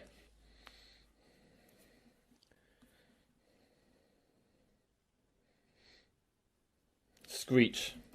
That sounds about right. I had one in the garden the other day, and it made a very horrible noise. And we've got a duck. Duck. Going honk. And we have a sheep. And what noise does sheep make? Bah. Lots of A's. There we go. So, once we've got our dictionary full of items, each of these is an item, we have a key and a value associated with each. We get things out of the dictionary in the same way that we did with lists. So we're going to make a new variable cat sound, and we want to get from this dictionary the sound of a cat. So we go to sounds, we use square brackets, but this time inside the square brackets we don't write the number of the position of where the thing we're looking for is. We put in the square brackets the key of the item we're looking up, for example, penguin, and it will give us back the associated value, which in this case would be meep. So if you put cat in there, it's going to give us back, hopefully, meow. Let's print it and check. Cat sound. Oh, no, wrong file. Python dict.py. Invalid syntax. I've missed a comma there.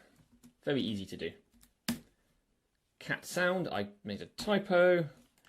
Till it's getting late when I'm making that many typos. It prints out meow. It's looked up the key we put in. It looks up in here. It's given us meow. If we change this to be just sound, because we're going to be tweaking what animal this is, change it to fox and print that, it makes a screech noise.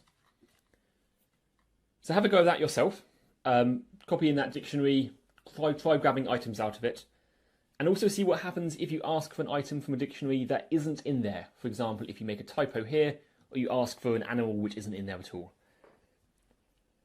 Olivia asks, do you have to have a comma after the last key in the dictionary? No, you don't. That works just as well. The reason I tend to put a comma after the last item when each is on its own line is because when I add a new item, I only have to worry about this line here. I don't have to remember as a new item like fish,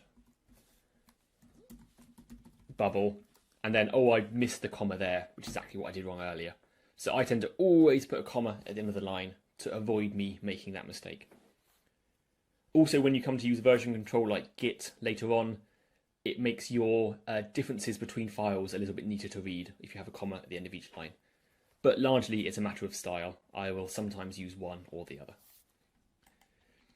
Gary is asking, why does the dictionary use square brackets to search the items, not curly brackets? So this is where it gets a bit confusing with Python and the different kinds of brackets. Or at least it does seem confusing at first, but I'll try and explain the logic behind it. So the reason that we use different types of brackets for creating the different types of objects is to make it unambiguous when Python is reading the file what kind of object we're trying to create. And that is why right from the start you have to choose when creating something whether it's going to be square brackets to be a list, curly brackets to be a dictionary, or there are other types of brackets which get used as well. As for accessing stuff from lists, it's not ambiguous what we're asking for with the square brackets here, because each type of object can only be searched in one way. So if this were a list, then Python knows that square brackets is asking for it by number. This is a dictionary here, so Python knows that square brackets is asking for an item from it by its key. That allows Python to always use square brackets to mean give me something out of this list. And the syntax would always look the same, so you can look at the line like this and you don't really care whether sounds is a list or a dictionary or some other exotic type of data. All you care about as the reader of the code is that we know this is something which must contain stuff because we're asking for something from inside it, and we trust that the thing, in this case sounds, knows how to interpret it. The other reason is because there are lots and lots of different kinds of containers, beyond lists and dictionaries, which have their own syntax here. In more advanced Python tools, there are other tools which don't have their own individual way of creating with special brackets, but they are accessible using square brackets. And so by allowing square brackets to be the generic syntax for give me something from inside this thing, it makes the language nice and extensible. Now I'm going to move on to the next little section. Like we did with lists, we created our list statically, we've created our dictionary statically, it's fixed in the file. With lists we could add items into it by using append, and we also saw the insert function when I was answering someone's question. Dictionaries have a similar ability. So I'm going to get rid of sounds fox. If we want to add a new item into a dictionary, we do it just by accessing it. So can someone in the chat give me another animal and a sound? Tiger. And what sound do tigers make? Grr. Okay, cool. That's scary. So you do it by accessing the item as if you're trying to get it out. But if it's not in there, because we've given it a value on the right hand side, it's going to insert that into it. And that means we can now do sound equals sounds tiger, and this will print out grr.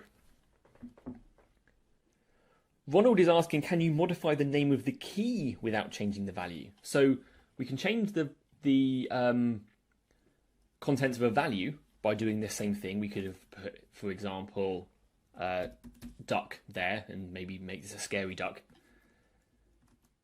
But if you want to change a key, it's a little bit trickier.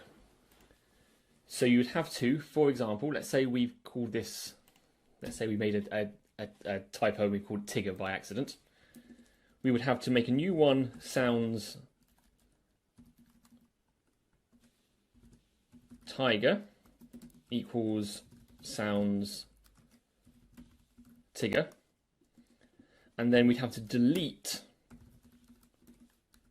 sounds Tigger. So it's a two-step process. So we put in an incorrect name there, we've then renamed it, and we can access it by the correct name, and that should work. So have a go at that yourself, try adding in a new entry into the dictionary, make sure it makes sense when you're doing it, try overwriting existing variables, and I'll come back in a minute or so to move on to the next section. I'm going to cover the last section on dictionaries here before we move on to the last chapter in the course today. We're doing well for time, I think. And it's following the same kind of pattern to what we did with lists. With lists, we looked at making them statically, getting items out of them, changing items inside them, and then we moved on to looping over them. And when we loop over a list, we repeat each line inside the loop body once for each item in the list, and it works in a very similar way with dictionaries. So let's put tiger inside here, because I don't want to leave any animals behind.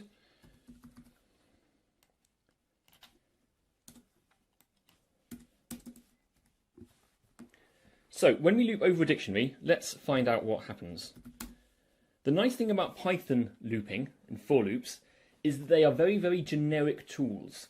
You can loop over lots and lots of different types of things in Python, while the syntax you use basically stays the same. It doesn't matter whether you're looping over a list, or a string, or a dictionary, or as you'll see in the next section, a file. The words that you write on the page look very similar, and it's a general way of repeating yourselves depending on the kind of container that you want to loop over. So here we want to some kind of thing in sounds. And I'm saying thing because when we looped over a list, it was unambiguous what we'd get back. We had one item at a time.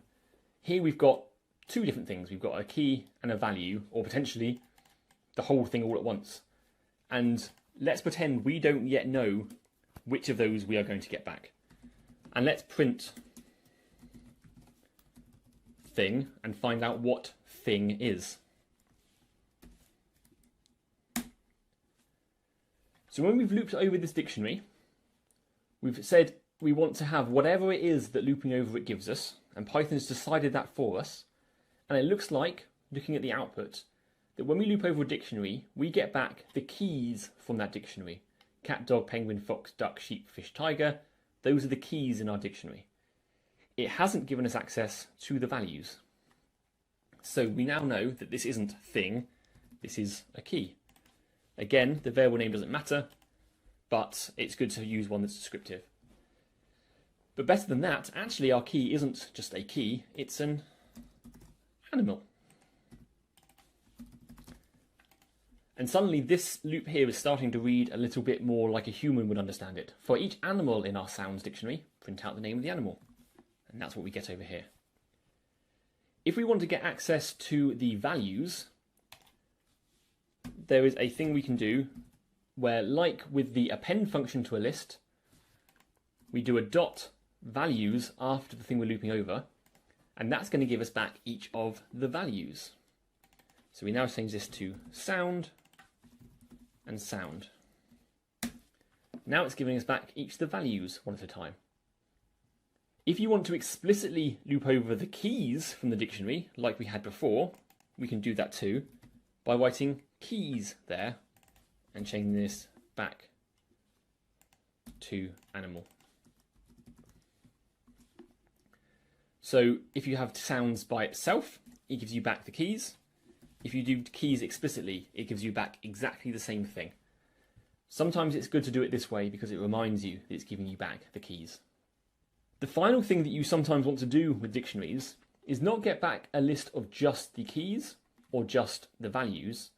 Sometimes you want to get back both of the things at once as a pair. Because as you can see in the output over here, the keys and the values have been disassociated from each other. There's no way to know which sound and which animal are related to each other. In order to get them coming out in pairs, there is a third thing that we can pass in here called items.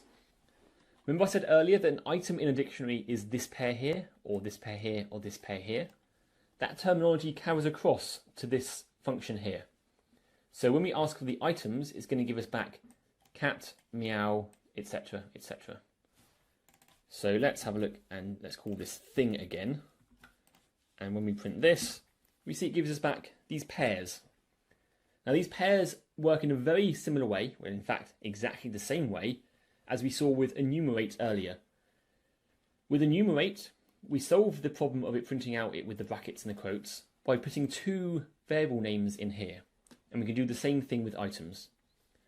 So we can write, for example, for animal, because the first thing we're getting back here is the animal, comma, sound. And then our print statement, we can say animal goes sound. And when we run this, it writes cat goes meow, dog goes woof, etc, etc. This is a very common thing I do, to be able to loop through a dictionary and get access to everything.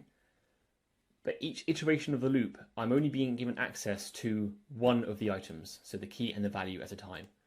But that's really useful to allow me to go through and do something to each of the things inside the dictionary. Some questions in the chat there. So Rosalia is asking, my list is printing in a different order. Is that an issue?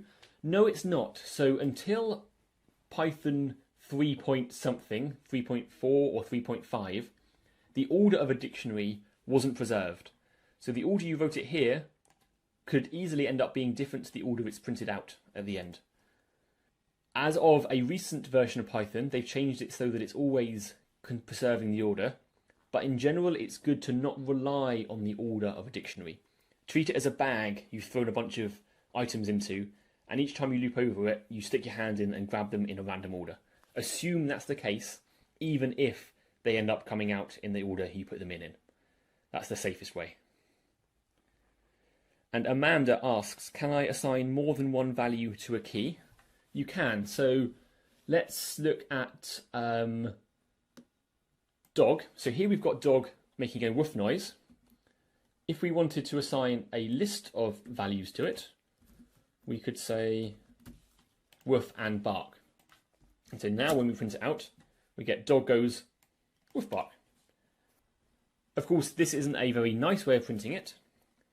So we might want to have an if statement in here, which has something like if animal is equal to dog,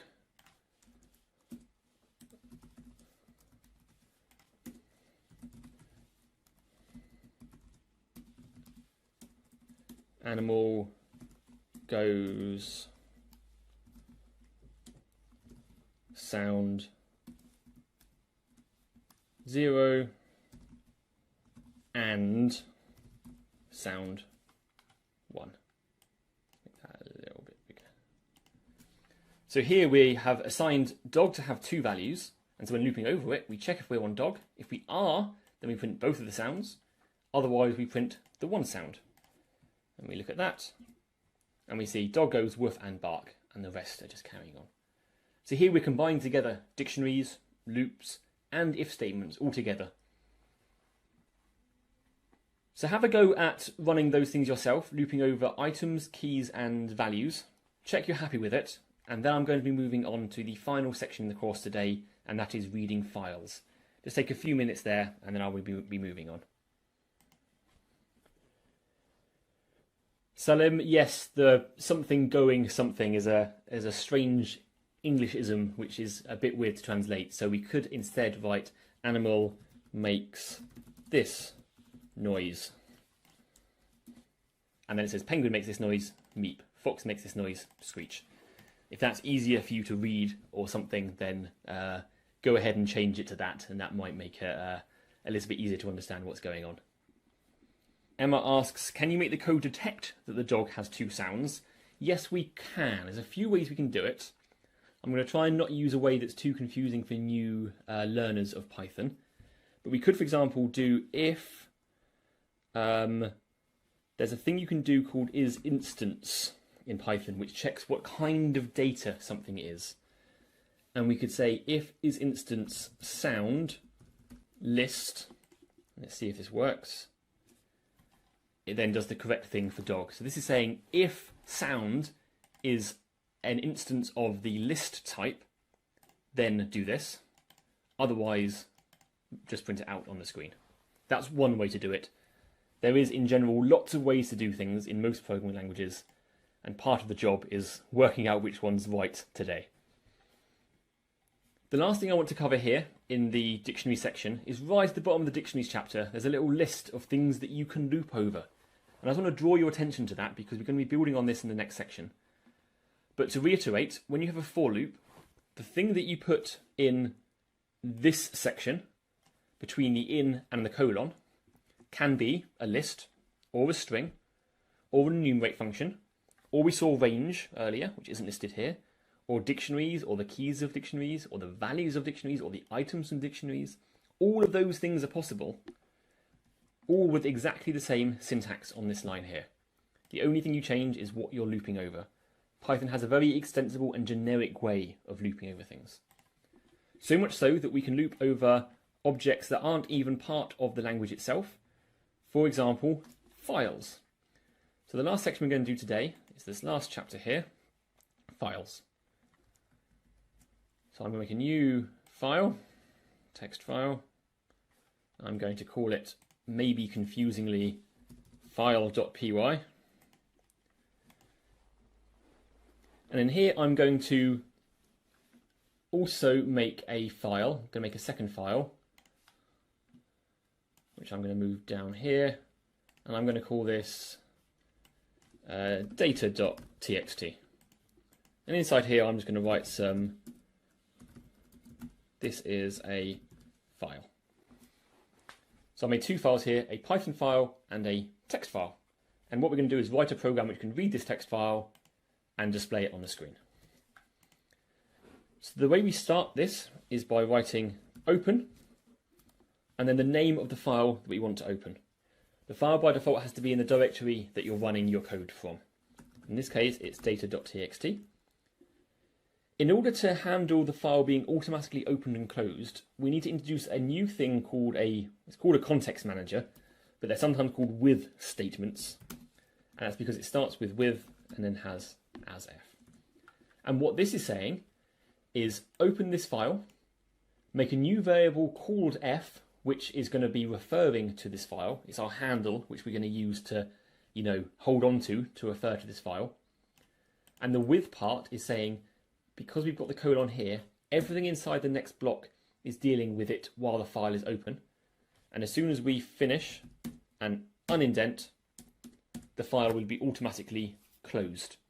The reason to keep track of whether files are open or closed is because A, you can only have so many files open at once, and B, in some operating systems, only one program can have a file open at once. So it's good to be careful and judicious about closing your files when you've finished dealing with them. And that's what this with statement handles for us automatically. So with the file being open, we can do something to it. And the most basic thing you can do to a file, as I was alluding to before, is loop over it. So we can write for line in f, print line. We then run our script, what's it called, file.py, and it's printed out, hello, this is a file, almost exactly as we saw there. The thing that's different between the two is that here we have no blank lines, but here we've ended up with blank lines after every single time it's printed. The way to fix that, or the reason that's happening, is because every line in a file has the word HELLO, and then it actually has an invisible character at the end of every line called a new line or a carriage return, which tells it to go move on to the next line. Now that's fine, except that the print statement also always prints something and then does a new line for the next time. So we're getting a new line being printed from the file itself and another new line coming from the print statement. So we end up with two new lines after every thing that we print. To fix that, there's a few ways of doing it. The easiest way is to tell the print statement not to print its own new line. So you can do that by passing a second argument to print, the end argument, and just give it an empty string. By default, end is /n, which means print a new line. If we tell it to do nothing after printing each line, it will then print our file correctly. I'm getting something funny happening there, so I am going to do, ignore me for a second. There we go. So we say, hello, this is, and then we say a file at the end. So it's printed it. It hasn't printed a new line after a file, and then it's printed my prompt straight away afterwards. So that looks a bit messy. So let's see if there's another way we can do this. So maybe instead of suppressing the new line that's coming from the print statement, we instead suppress the new line that's coming from the file. So the way we can do that is we can take line, and we can assign it to be line, but there's a method you can call on all strings called strip. And what strip does is remove any spaces or new lines from the beginning and the end of the line. That will therefore get rid of the new lines that come from the file and leave us only with those coming from our script here. And that means we can move back to here and we can run python file.py now after saving this one. And now it does the correct thing. So what we've done there, we've called the strip method on each line of our file, which has got rid of the extra new lines that are kind of hanging around. So have a go at doing that yourself, reading in a file. Doesn't matter what file you put here, as long as it's in the same directory as everything else. And make sure you're happy being able to read it in, stripping the new lines that come with the file, and then printing out each line. I'll just cover now the last thing I want to talk about in files, since we've only got a few minutes left of the session. And that is how files deal with data types. So I'm going to change my data.txt down here to have some numbers in. 42, 9013. If we now run this again, we get those numbers printed out. Now we know that we're looping over numbers. We want to be able to do something like print line times 2. Maybe we want to double each of these numbers to get 62, 18,000 and 26. So if we run this now, see what happens. We get something strange. Instead of doubling the numbers to be 84, it's doubled the string. That's very strange. The reason it's doing that is because it's reading everything from this data file as if it is text, even if it is a number. If we know that everything in here is a number, then what we need to do is, once we've stripped it, to also convert it to a number by using, for example, the integer function. This is going to take what was line with new lines, strip off the new lines so it's just the digits, then convert it to be an actual integer, so that then we can do mathematical operations on it. This is like the difference between 2 in quotes and 2 by itself. So now when we run this, it does the correct thing. So question there from Salim about art of knowing all the things that you need to do. As Gareth says, it just comes with practice. The more you do it, the more you learn stuff. I've been doing Python for 10 years or something now, so this stuff just becomes second nature the more you do this stuff. You shouldn't expect to be an expert at Python after a 3-hour session one afternoon. It takes time. But there's lots of people learning with you, and there's lots of people who can help. So that was the last thing in the file section. The very last summary section here has on it a big, difficult exercise, which I'm leaving as a homework exercise for you if you'd like to carry on with this after the session. With that, I'm pretty much going to wrap up. Thank you very much for attending, and I'll hopefully see you all soon.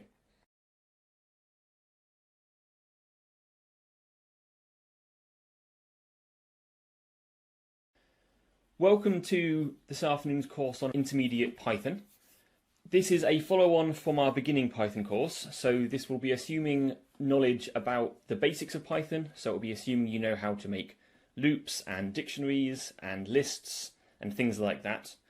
We'll be working through some slightly more intermediate material as a follow-on from that course. Now the first page of these notes here go through setting up Jupyter Lab.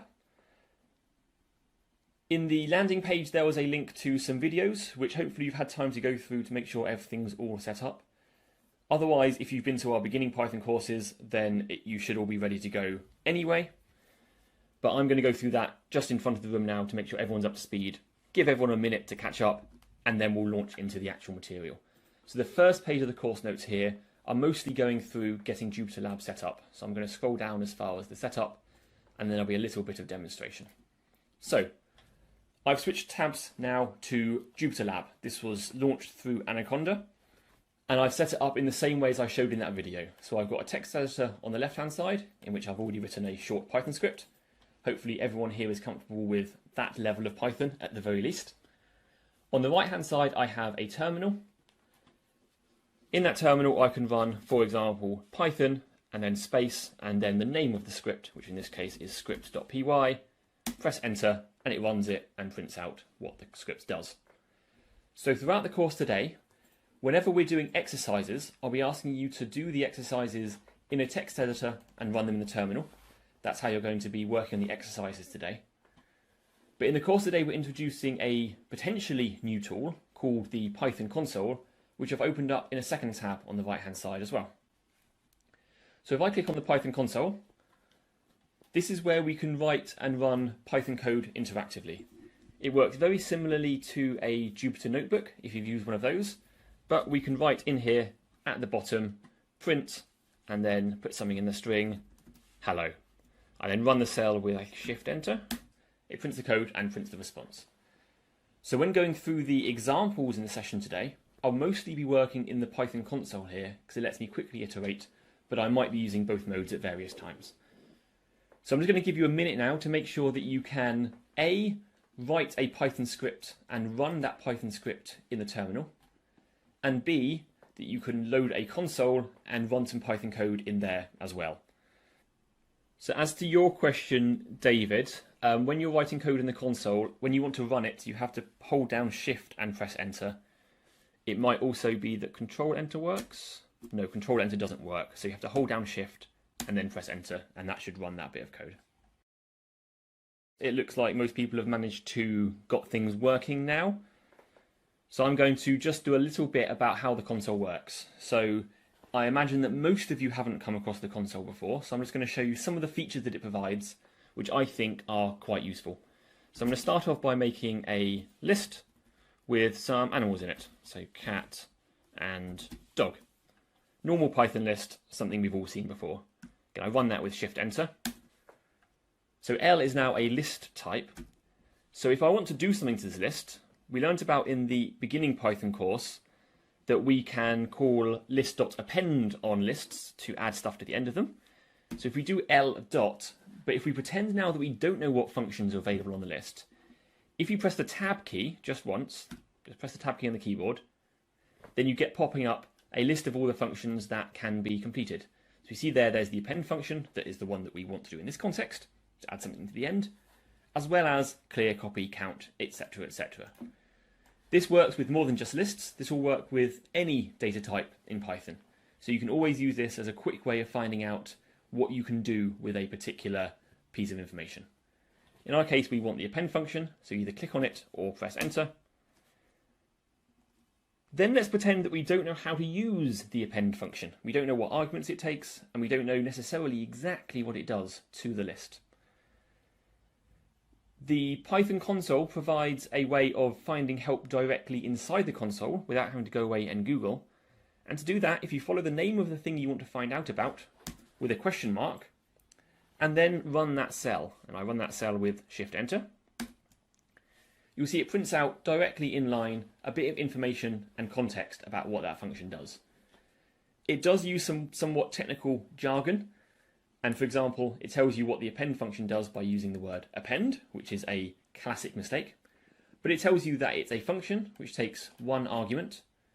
The slash there's a behind the scenes thing, which means doesn't take any more arguments. But it tells us that whatever object we pass in, it appends that object to the end of the list. And that's a useful thing to know exactly what it does. It adds it to the end of the list, rather than the beginning or somewhere in the middle. That means we can go ahead and use it. So if you press the up key on the keyboard, we can then, that brings up the previously run command. You can keep on pressing up and you can cycle through. Up and down cycles through the recently run commands. Delete the question mark, call it like a function, and pass in something like horse. If we now run that with Shift-Enter, the list has been affected, and it's hopefully added horse to the end. If we want to have a look at what is inside the list now, of course we can write print L, as we've seen previously, and we can do with normal Python. But if you just want to have a quick inspect of what an object looks like, you can just type the name of the variable, nothing else, and then run the cell with Shift-Enter, and it will display on the screen the contents of that variable. So it will show us what's inside it. So if you have a little go at that yourself now, using the question mark, making sure you can display variable names just by writing the name of the variable directly, and see if you can get tab completion working. So we'll move on to the next section of the notes. I'm going to switch back over to the notes. At the bottom of every page, there is a next button. If we click on that, we end up on the next chapter. But let's go through string formatting and see what Python can do to help us. So if we go over to the console here, and let's have a look at some features. So these are features which were added in relatively recent versions of Python.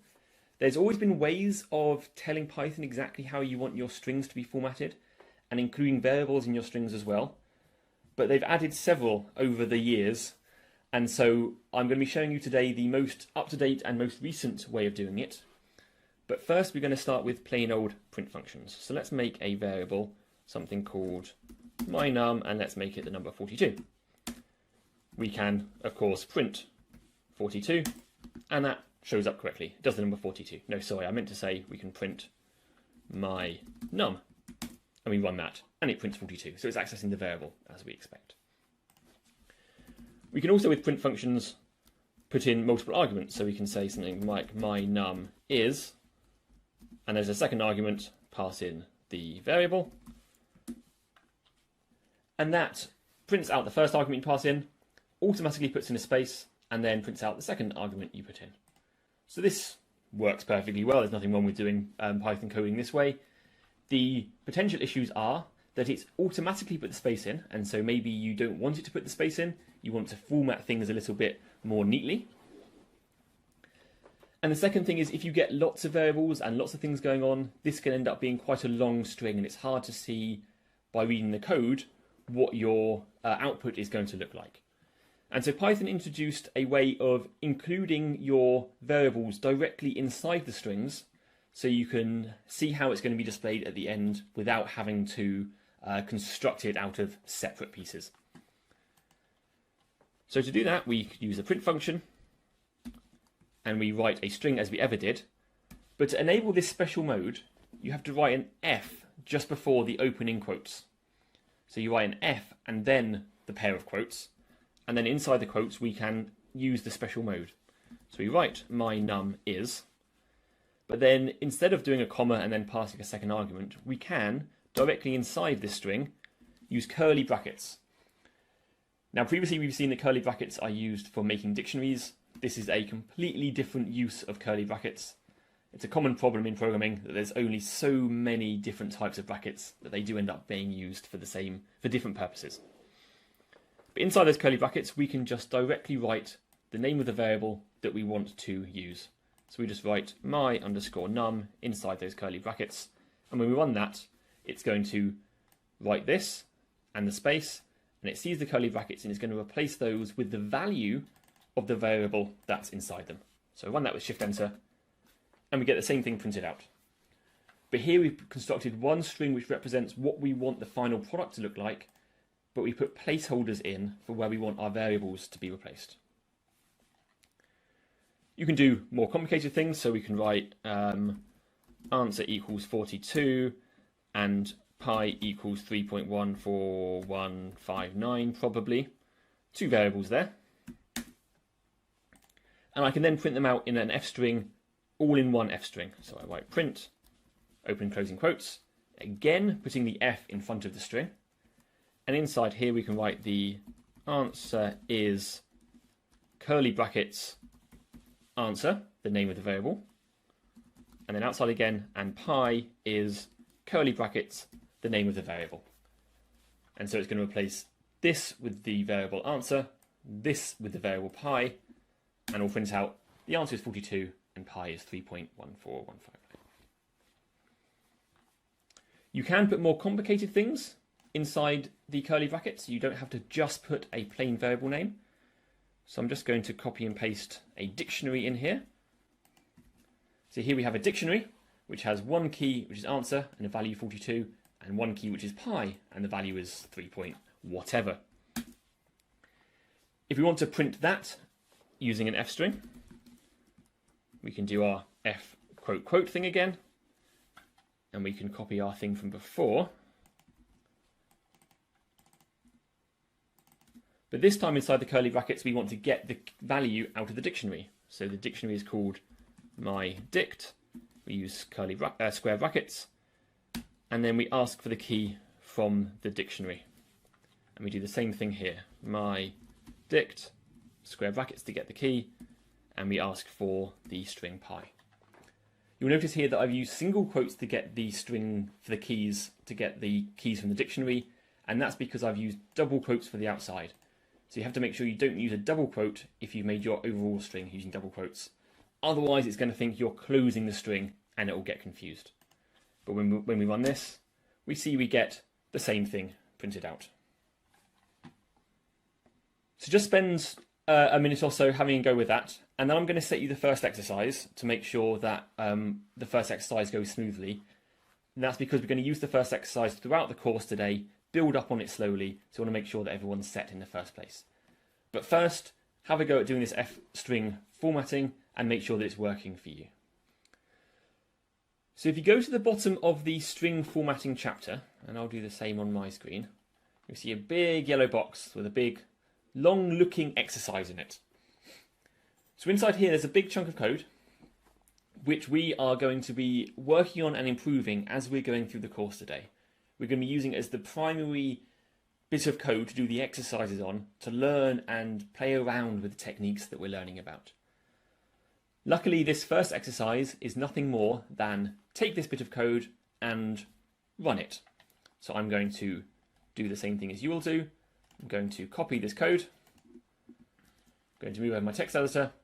I'm going to make a new file, a new text file, put it over here, and I can close scripts.py. I'm going to paste all that code into that text file.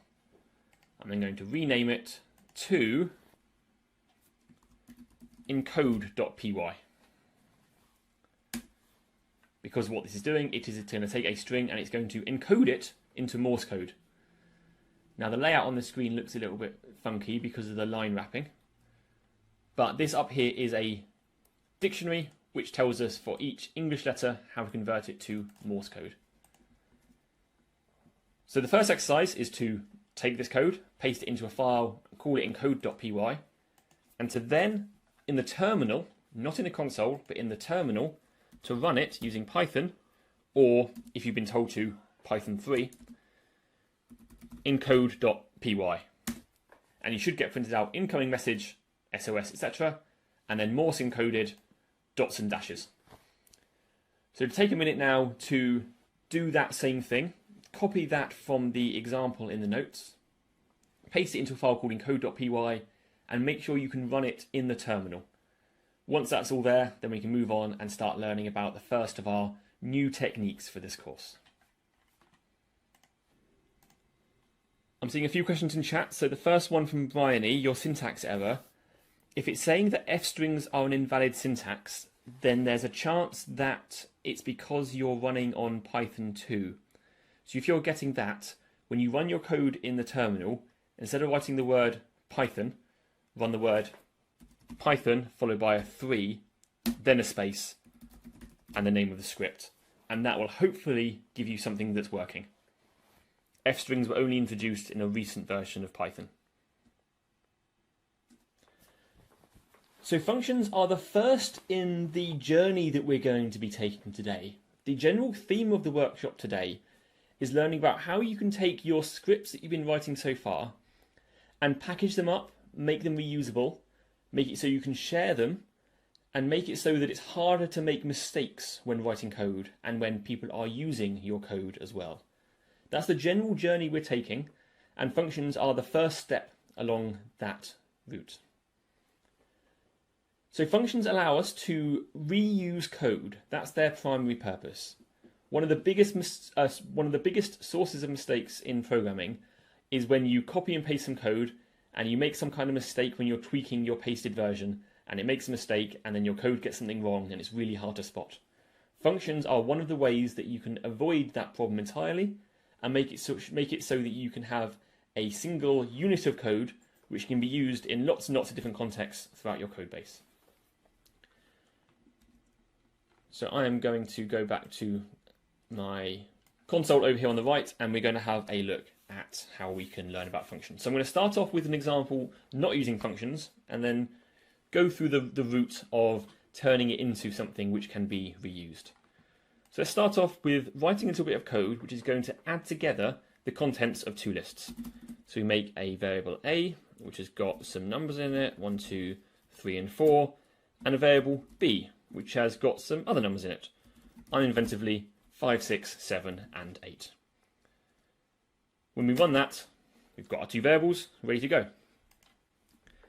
Then we're going to write our bit of code which is going to add those two lists together. And by add the lists together, I mean add the first two elements, i.e. add 1 and 5, put that into a new list.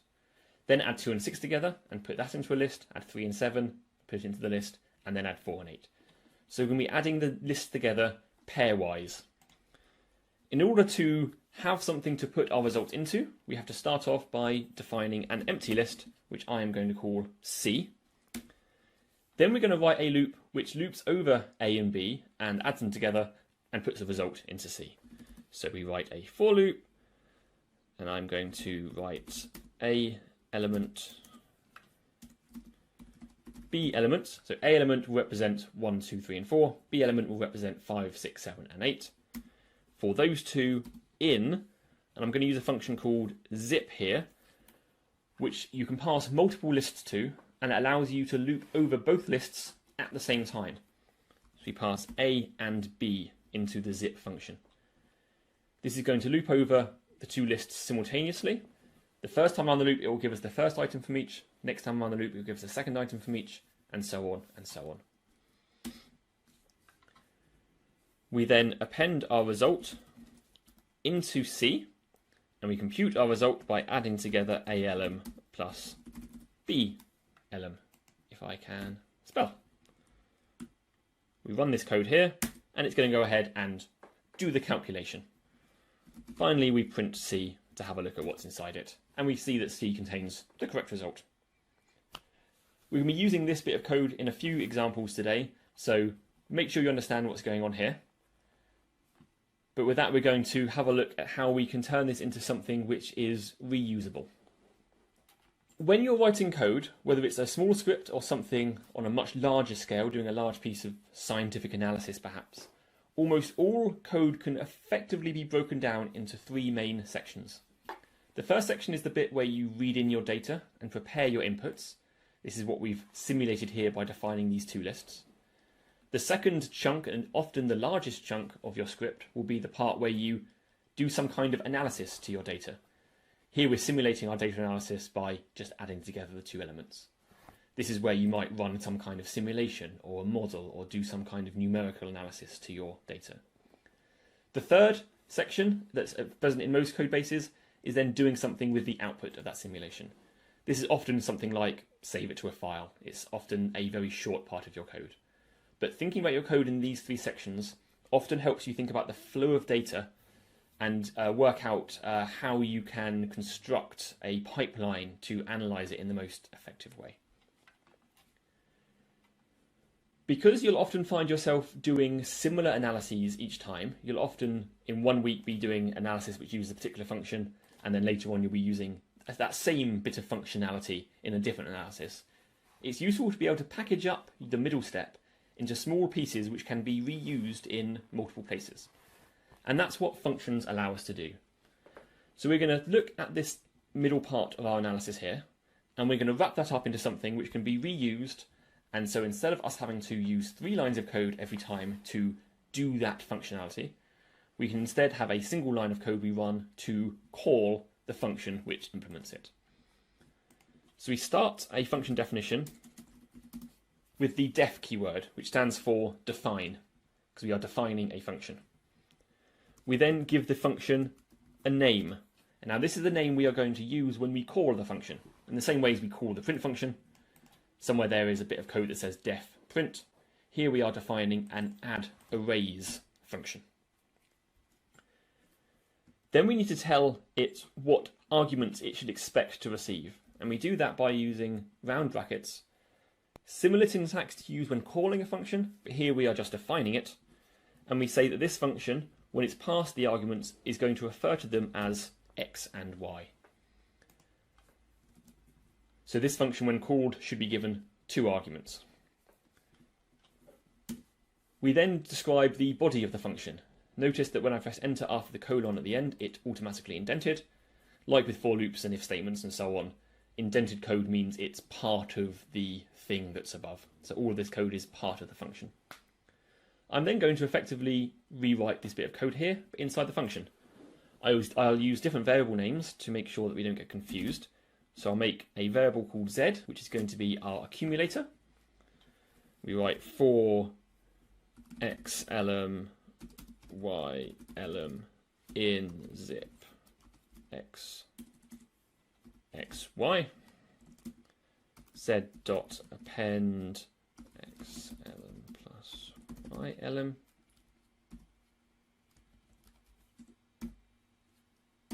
Okay, and I made a typo there. Append.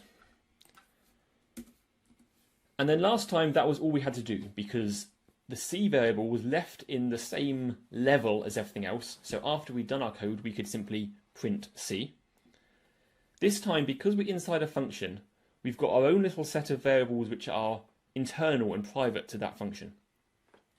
So in order for anything to get out of the function, to escape to the outside world, we have to explicitly return anything that we want the outside world to get access to. The thing that we want to return from this calculation is the variable z. And so to return it to the person who called the function, we use the return keyword, followed by a space, followed by the name of the variable.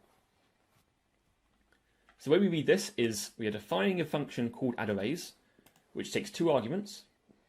Inside the function we are making a list, adding stuff to it based on some kind of calculation, and finally returning that new variable which we've just defined. If we run this cell, nothing has yet happened. We haven't executed the code inside. All we've done is define the existence of a function. But that means that we can now call this function in the same way as we do with print functions, sorry. We call it by using the name of the function that we just gave it, addArrays, and we pass it 2 arguments because that's what we defined it to want. It expects lists, and so we're going to give it the name of 2 lists, A and B. Notice that the lists in this top scope are called A and B, but inside the function they're called X and Y. That's perfectly fine. They don't have to have the same name at all, and in fact it's often better if they don't have the same name to avoid confusion. In the outside world we refer to them as A and B. The function knows them as X and Y. They're the same data, but they have different names in the different contexts. If we run this function, call it passing in A and B, and run that cell, I made a mistake. That should be append those added together, not add them as 2 arguments. Now, if we run this function, we get printed out the correctly added data. So we've got our 6, 8, 10, and 12, which is the correctly added together A and B lists. So Amy's asking, with zip, can you multiply, divide, etc. A and B? Absolutely. So if we look at our code here where we're doing our zip function, all that zip is doing is providing us with the elements from those 2 lists. So the elements of X and the elements of Y are going into these 2 variables. Here we are deciding that we want to add them together, but we could just as well replace that plus sign with a multiply or a divide or absolutely anything else you'd want to do with those 2 variables in order to process the data as you see fit. So if there's no more questions, we'll move on to the next exercise. So going to the notes at the bottom of the functions section, it's a chance for you to have a go at writing some functions for yourself. So the first exercise here is to take that code from that last section, which I'll just show on the screen, and to turn all the code from here to here into a function. So to move that section of code inside a function by defining a function, defining the arguments.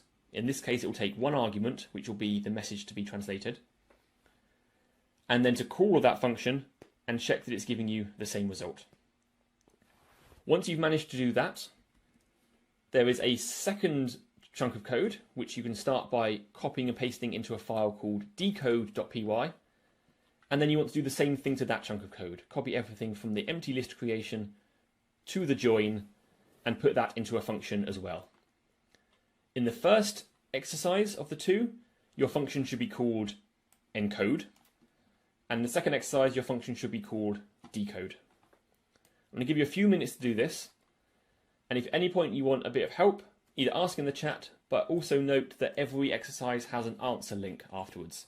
So do feel free to have a look at the answer to see if you can learn anything from it, or if you want a little bit of clarification. Lucas is asking whether it matters where you define the function. For example, in MATLAB, they have to be defined at the end of a script. In Python, you can define a function anywhere at all. As long as you've defined it before you call it, everything's going to work out absolutely fine. There's a general convention to define your functions at the top, but as long as they're defined before they're called, it will work just fine. And Luca is asking, when you define a function, does it remain in Python when you run it another time? No, a function defined will only remain as long as that script is being run. We'll see in the next section how you can write functions and have them used in multiple scripts, so you're probably predicting the future a little bit there. But on the whole, you define a function, it exists in that script, and you can use it for the rest of that one script. I'm going to go through turning encode.py into a function on the screen now in front of everyone. So whether you finish this section or whether you're still working on it, if you want to watch along to see how I'm doing it, feel free. Otherwise, if you're still working on the exercises and you just want to concentrate on that, feel free to carry on for a little bit doing that. So if we look at encode.py, the bits of code that we want to turn into something reproducible are the bits that actually do the conversion.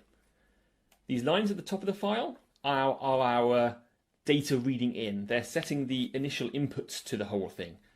Both some data that's used for the conversion, as well as the message that we want to convert.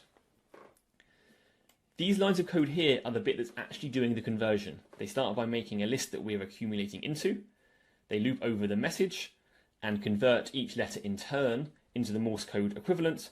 And finally, once all of those converted letters have been put into the Morse list, we join together all of those Morse letters using spaces and put it into this variable Morse_message. So this is the section of code that we want to turn into something reproducible. This is the thing that we might want to call in different contexts.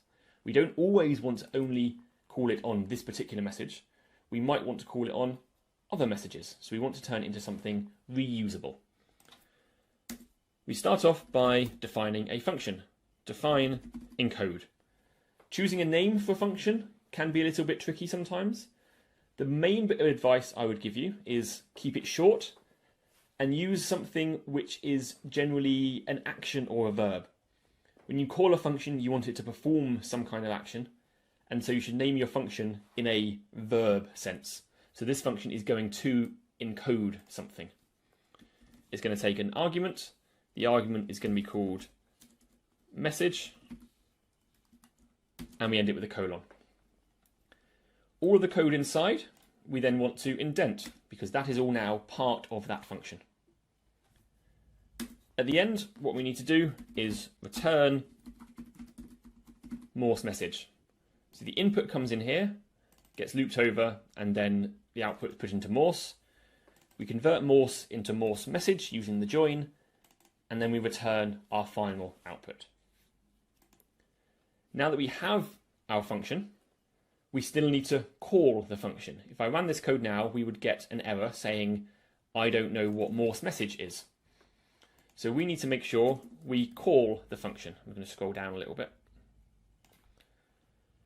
And we call the function by using the name of it in code, call it like a function, and pass in the argument as message. The result of that function, which is what's returned here, needs to be put into a variable. And so let's call that Morse message equals. We can now save that and run it, and we get exactly the same output that we got before. The one thing I'd like to point out, which I alluded to before with our A's and B's and X's and Y's, is that this variable here is called message, but we're also calling the variable inside our function message. That's just because that's how the code looked before we functionified it, but there's no reason they have to have the same name. To make that clear, I'm going to change our internal variable names inside our function into something else. So I'm going to just call that, I'm going to call this M, and I'm going to call this M, So the message that we want to convert is called m, and that's the variable name we pass to the function. Inside the function, it refers to it as message, and finally returns Morse message. Also, these two variables don't have to have the same name. So to make that clear, I'm going to call our outside of the function variable Morse underscore m, and do the same thing with both of these. So outside of the function, we just have m and Morse m. Inside of the function, that's where we've got our long variable names. There's nothing implicitly wrong with using the same names outside and inside, but I wanted to show you that they don't have to be the same. And to demonstrate it, I will then run that bit of code. The process for the decode function works in exactly the same way. There's a bit of setup at the top, which is defining our variables. Then the bit that does the decode works like this. We've turned it into a function by indenting it, called it in code, finally called it, and printed it out. I imagine that some of you attending the course today might have done functions before. It's always difficult to know what the introductory level of everyone's knowledge is, but certainly by the end of the course today, we want to make sure that everyone's up to the same level with all of the topics that we're covering. So I want to try and make sure we're not leaving anyone behind. So now we've got our encode and our decode files, and I'll show that Python decode.py works as well. It prints out SOS, we have hit an iceberg and need help quickly. We are ready to move on to the next section. So looking at this code so far, we've got some information that is being duplicated between these two files. So first of all, there's this letter to Morse dictionary at the top, which is in decode.py, but it's also in encode.py.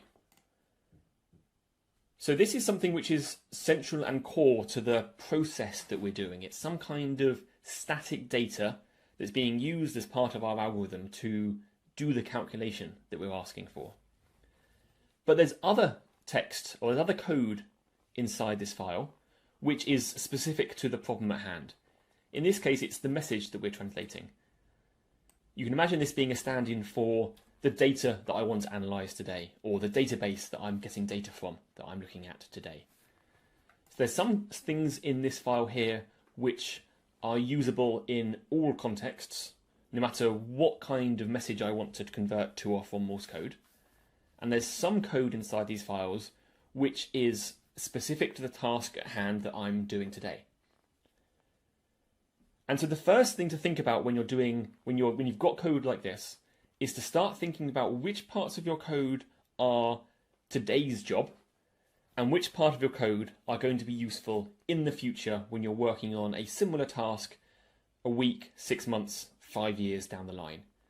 Think about which parts of your code are generalizable and which part of your code are specific to your job today. Once you've got in your head how various parts of your code base fall into one category or another, you can start making it so those parts of your code which are generally usable can be extracted out and put into something which can be used in multiple different scripts without having to copy and paste them. And this is how we're going to carry on our journey towards making our code more reusable and harder to make mistakes with. The first step was we've got some lines of code, and so we turn it into a function so that we have a defined interface of what goes in and what comes out. And so we no longer have to care about what's inside the function. We just call it and we expect and assume that the internals are going to work correctly. The next step along that path is to take the parts of your code which are reusable and to put them somewhere where all your scripts can find them. And that is a feature of Python called modules. And so to demonstrate it, I'm going to show you how we can do it with the add arrays example that we were playing with before. I'm going to make this a little bit bigger here. So I'm going to make a file called arrays.py. And inside that, I'm going to put that same function that I defined over there on the right-hand side. So this is a normal Python file. It is as you've written any other time. There's nothing special about it. but this is going to turn into a module as we work through this little section here. To turn a Python script into a module in Python requires no work whatsoever. We have our arrays.py, which has inside it a function. That means we can go to our console and we can write import arrays. You might have seen import used when you're working with, for example, NumPy or pandas or other third-party modules that you might have used before in Python. But this allows you to write your own modules, which you can put in functionality which you want to use in different contexts yourself. When we write import arrays, it's going to first of all look in the current directory for a file called arrays.py. And because we've just created one, it's going to find this file and it's going to import this module. We run this with Shift-Enter. We can then do arrays dot, because dot is how in Python you get access to something that's inside something else.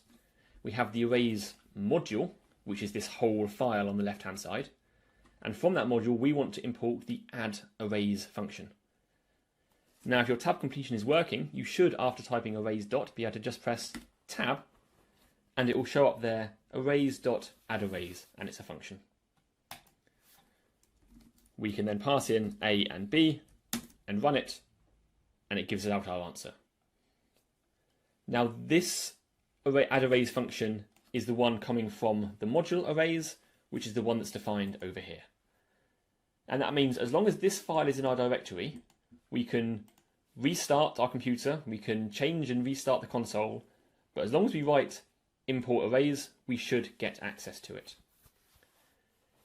If you're having any issues with this, and I'll give you a chance to have a go with this yourself in just a moment, the first thing to check is that you've saved your arrays.py file. Up here you should see a black X next to the file name in the text editor. If you see a little black circle next to the file name, make sure you've saved the file by going to File, Save, which is Control S or Command S.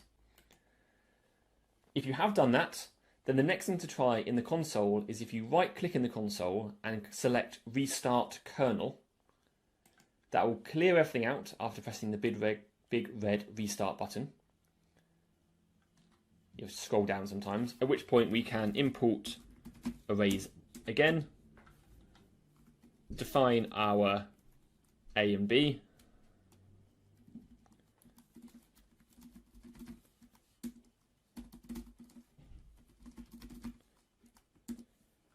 and then we can call arrays.add arrays A, B. So if you're having issues, try right-click, restart kernel, run those lines of code again, and see if that works. I'm going to give you a minute now to have a go at that yourself. Then I'll carry on with the next little section.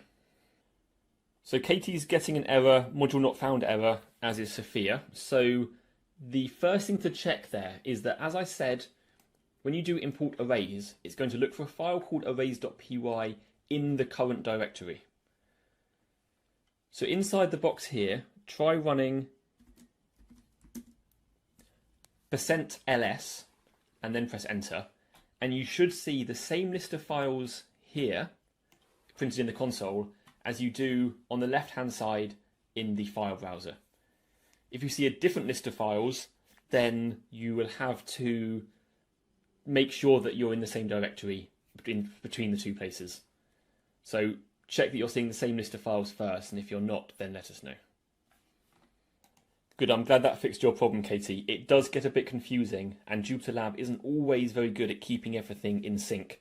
So that's always worth checking that you're in the right directory in all of the different places that need to be kept in sync.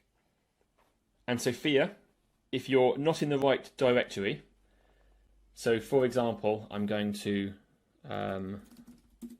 put myself in the wrong directory. So on my computer, my code is sitting in home mat temp/python. I've put myself into the wrong directory.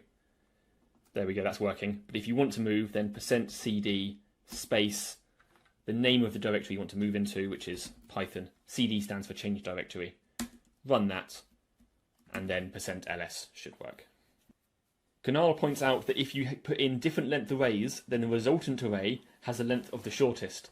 That's a very good point, and later on in the course today we'll be learning how we can check for errors and raise errors in those situations. But to demonstrate what you're talking about for everyone else, if I make A and B different lengths and then run the function, we see that 4 never gets added to anything. Now there's two reasons for why that happens. Firstly is that there's no definition of what 4 added to nothing would be, and so it makes sense that it's not able to guess it. But the real root cause for it is that the zip function only loops over the arguments that passed in as long as they all have elements left. As soon as one of the arguments passed to zip runs out, the whole thing stops. That's something to be aware of when using zip.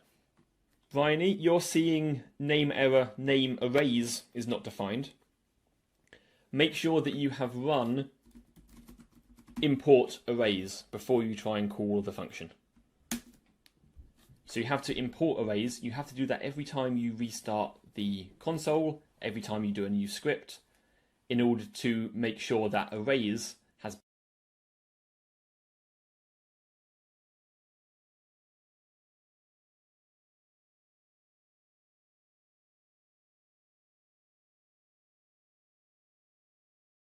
a folder called my code. You could run something like mycode.arrays, and it would look inside that folder for that module.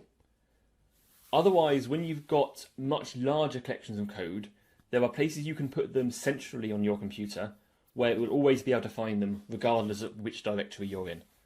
The next thing I want you to do is the exercise at the bottom of the modules page. So in this exercise, we're going to take the code from our encode.py and our decode.py, and we're going to extract the common core elements and move them into a file called morse.py. Then we're going to edit our encode and decode to import Morse and call the functions that are defined inside the Morse module. You can test it in the Python console if you want to, but if you do, you will have to do the right-click restart kernel trick. Otherwise, it's not going to import any changes that you make to your modules. But spend some time on that. Make sure you're able to convert your Morse code stuff into one module called Morse, and then import it in the other two files. I'll go through the answer to that exercise now with you all, how we can turn our Morse code functions into modules. So I'm going to close arrays.py. I'm going to make a new file over here. And I'm going to call this file, rename morse.py. So encode and decode are going to represent our tasks that we want to do today. We're going to pretend that we're a Morse code operator. We've received a message and we want to turn it into Morse code. And this script here should just do the task at hand. It should define an English message, and then it should work out what the Morse code message is. Likewise, decode.py is just going to define a Morse code message. It's then going to call the decode function to get back the English message. All of the stuff that does the conversions, we're going to move into morse.py. The first thing we want to move in is our two functions. So we take decode, I'm going to cut it with Control X and paste it into morse.py.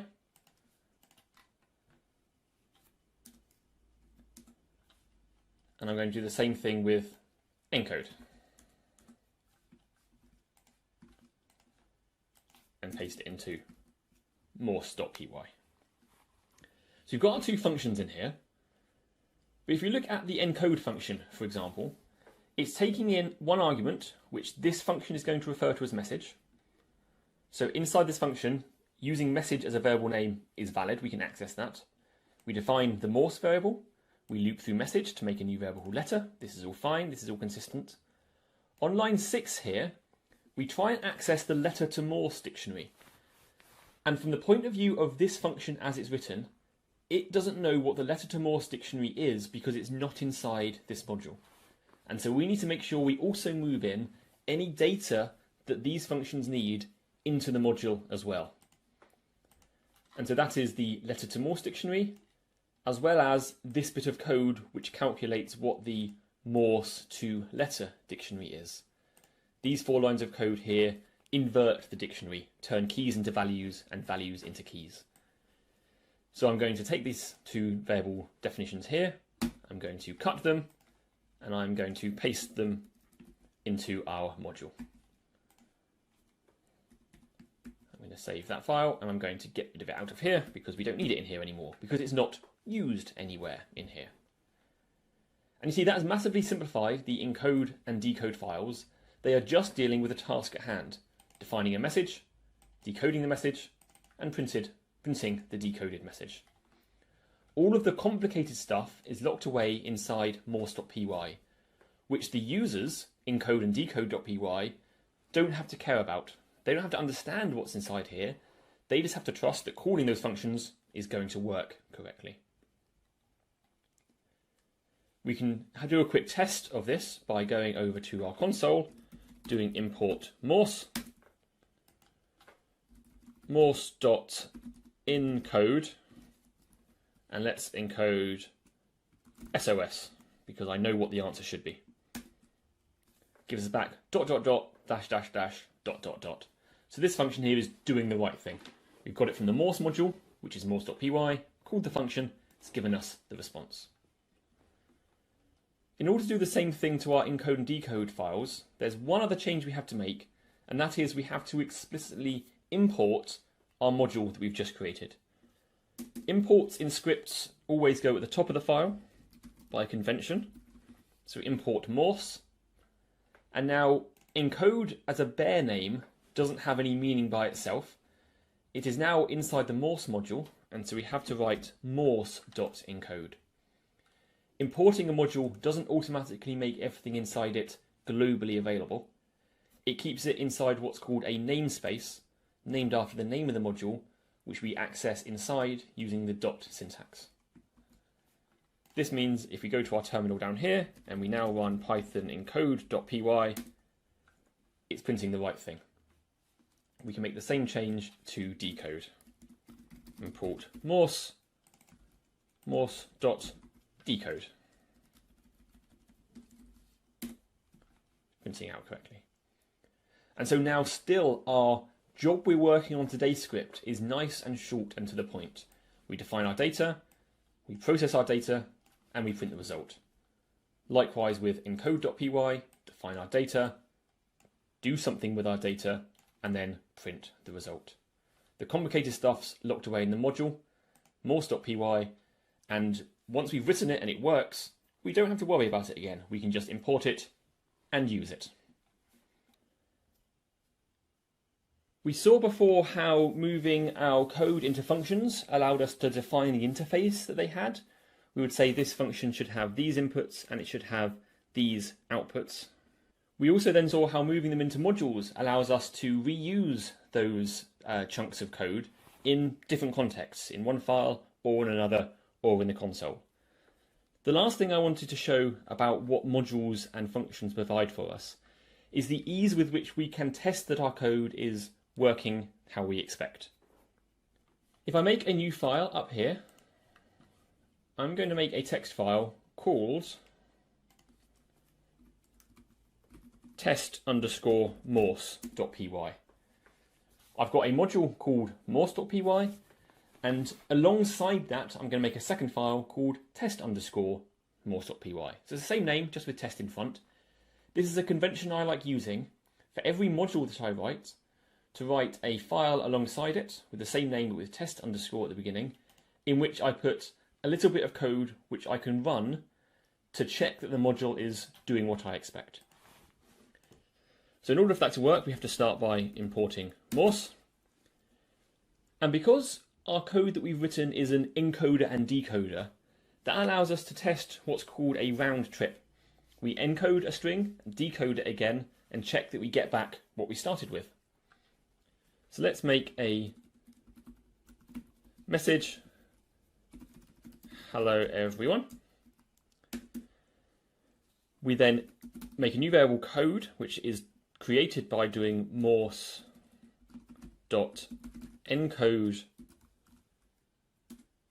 message. I then take the result of that and pass it to morse.decode straight away without doing anything to it, and assign that to decoded. The last thing I do is then print out, checking that message is the same thing as decoded. If message, which is our starting thing, once it's been encoded and decoded, is the same as the result, then we know everything's working well. And so I can run this script anytime I like with Python test morse.py, and as long as it prints out true, I know that everything's working. And that allows me to go to my morse.py, change stuff around, fix bugs, try and re-implement it in a different way. And as long as my test is returning true, I have decent confidence that the code is still working and that I haven't broken anything. This is something I highly recommend getting the habit of doing. This is the first step towards testing your code, but there are much more flexible, powerful, and useful techniques that you can use, and we cover those in our other course, Best Practices in Software Engineering. So do check out that course if you're interested in seeing how you can do more with testing. But for now, in this course today, this gets us most of the way there towards checking that our code is working how we expect. We're now going to move on to the largest chunk of the course today, if I go to the notes, and that is classes and objects. Now, classes and objects are something that a lot of people struggle with when they first start learning Python. It does take a bit of a conceptual shift as you're going through, but I'm hoping that I can take you on the journey today to show you how they can be useful and how you can use them in your own code. They fit in the same kind of story that we've been telling so far. We started with functions, which allow us to package up chunks of functionality and give that a name and make it so we can reuse it in different places. We then packaged up those functions and put them into modules, which allowed us to use that function in different scripts or in the console, however we saw fit. The next step along that journey is to learn how we can package up not just bits of functionality, but combine together data and functionality all into one blob, which we can reuse in whatever context we see fit. And the way that Python and most programming languages provide that is using a technique or a feature called classes. Through the example here, we're going to be writing some code which represents a dog. And so I'm going to go ahead and start writing some code. I'm going to do it in the console because we're going to be interacting with it. I'm going to restart the kernel just to clear everything out. And I'm going to clear the console cells just so that it's a nice clean slate.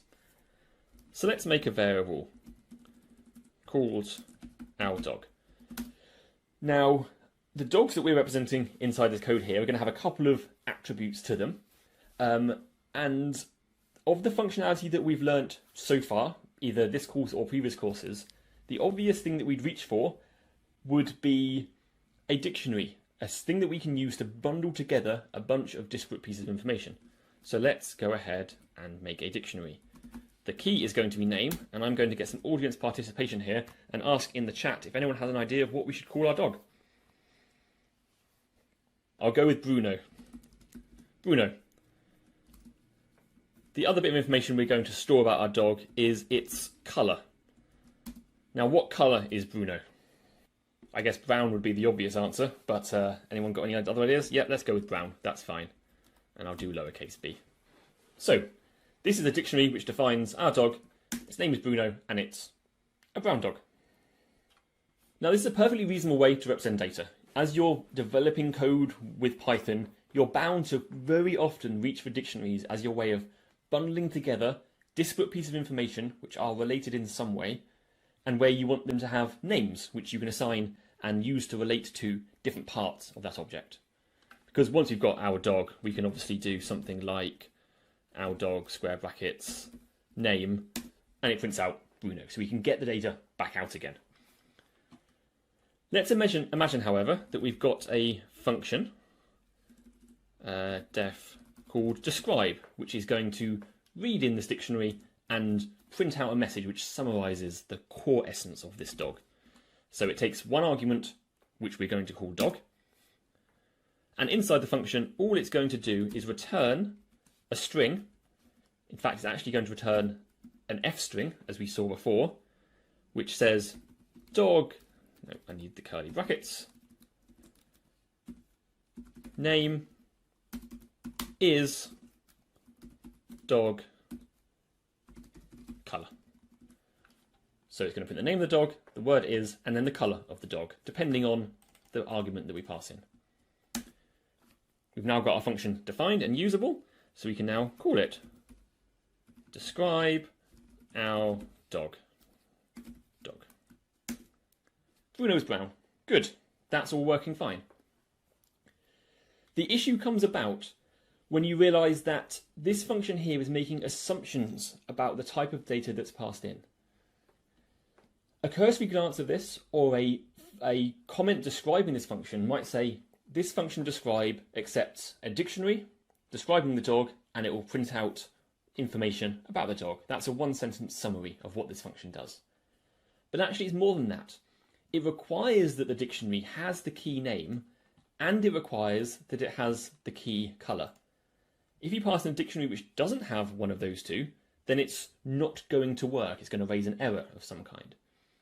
And so when we're describing how this function works, we would have to tell any users of the function, you have to pass in a dictionary which describes a dog, and that dictionary must have the keys name and colour. And if they make a mistake with that, they're going to get errors, and they're not necessarily going to understand why. One of the important things that you can do as you're developing code is make it so that any functions you write have a well-defined interface, which makes it hard for people to use them wrong. If you write a bit of code which people easily misuse, then it's not going to get very widely shared and people aren't going to want to use it. They're going to want rigid rules which allow them to avoid mistakes as much as possible. And so the main way that we can take something which is a dictionary and create some kind of data type which has a rigidly defined set of parameters or attributes on it is using a class. At its core, a class is a data type which has a strict list of parameters which must always be there, and you can rely on them being there. So let's see how we can take our definition of a dog and turn it into a class.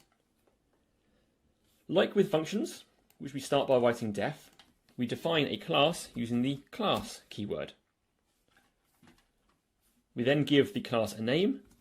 The convention in Python with classes is that you give the name of the class a capital letter at the beginning, as opposed to variable names which use lowercase and underscores. This helps someone reading your code to easily see what are classes and what are variable names. We then follow that with a colon, and then we are writing the code inside the class in much the same way as we do with functions or if statements or for loops or anything else. The main things that sit inside classes are functions. And so we're going to define a function now which is going to describe what a dog looks like. So we do that with def. Now the special function that we have to create to define what a class looks like is called underscore underscore init. There are 2 underscores before and 2 underscores afterwards. This is a special function which is called in order to initialize the class. It's going to set it all up so that we know it has the parameters and the attributes that we expect. It takes arguments because it's a function. All class functions always have to take an argument called self at the beginning of their list, followed by any arguments that we want it to accept, which in our case are going to be name and colour. And it's a function, so we end it with a colon. I'll come back to explain how init and self relate to each other in a little while, but for now we're going to make this dog class, use it, and see how it works. Inside this function, we are going to set some variables, and we are going to set those variables. We're not going to return them at the end, but we are instead going to attach them to this variable self. This variable self is representing the dog in question at the moment, the dog that we care about, the dog that we are currently initializing. And so if you do self.name, we are talking about the variable name that's attached to the object self. We assign that the argument that was passed in, name. We do the same thing with colour, self.colour equals colour. At this point we have finished defining and describing our class. That's all you need for a class that has two attributes on it. So we run that cell with Shift Enter and it gives us back no error. So it's worked. That class now exists. In order to make an instance of that class, we call it like it's a function. We need the name of the class followed by brackets. The arguments that we put inside the brackets are the arguments that are going to be passed into the initialize function, not including self, because self gets handled automatically. It's the other arguments that get passed in. So we can pass in Bruno and Brown. We want to assign this to a variable, so let's call it our dog again. We run that, and that has created an instance of the class dog, which we are now calling our dog. Dog with a capital D is a class. This code here defines a class. This variable here, which was created from the class, is what's called an object or an instance. Now that we've created this thing, we can go ahead and use it. We can say our dog.name, run that, and it tells us that our dog is indeed called Bruno. So we're accessing attributes on our dog with a dot syntax followed by the name of the parameter that we care about. And that is in contrast, if I scroll up a moment, to our dictionary style where we gave the name of our variable followed by the square brackets syntax. So if you've got a dictionary, use the square bracket syntax. But because we're now inside using a class, we can use the dot syntax. We can obviously do the same thing with dot color, and we get out brown. This means we can now adapt our describe function so that instead of taking a dictionary and assuming that there's a dictionary being passed in, we can have it so that it assumes a dog object is being passed in. So here instead of instead of dog square brackets name, we do dog.name, and instead of dog square brackets color, we do square brackets color. We can now call the describe function on our dog, and it prints out Bruno is brown. So take a minute now yourself to write this code, copy it in. It's all written in the notes, so feel free to copy and paste it from there or use that as a reference. Spend a minute writing that code, running it, making sure you can make instances of your dog. You can get the attributes out again and adapt the describe function so that you can pass in a dog object using the dot syntax, get the attributes out and describe the dog and have it all work correctly. One way of thinking about a class in Python, and in fact in most programming languages, is that it can be seen as a template with which you can create objects. So the code here doesn't represent one single dog, it represents all possible dogs we might want to create. So here we created one instance of the dog class, we called it Bruno, and we called the variable name our dog, but we can create more. We can create an other dog, and there's been some great examples of dog names in chat, and let's go with Achilles. And what colour is Achilles? Achilles is blue, a very unusual colour for a dog. It's probably been mistreated. There we go. And I'll just run that our dog Bruno line again, so they're next to each other. So here we've called the dog class 2 different times. Each time we've called it, we've created a different object. And so the way that works when you're inside your class is that when we called our dog and we call dog Bruno Brown, dog is then going to look at the dog class. Because we're calling it with the brackets, it's going to create an instance of that class, which is going to need to be initialized. And so Python will automatically call this magic function underscore underscore init, sometimes called dunder init for double underscore init. and it's going to pass in the two arguments that we passed in here as name and colour. The self object here is referring to the same thing as what's going to get passed out at the end. So self here refers to the same thing as our dog. And so when we do self.name, we are effectively doing our dog.name equals, which is why our dog.colour, our dog.name give the right thing.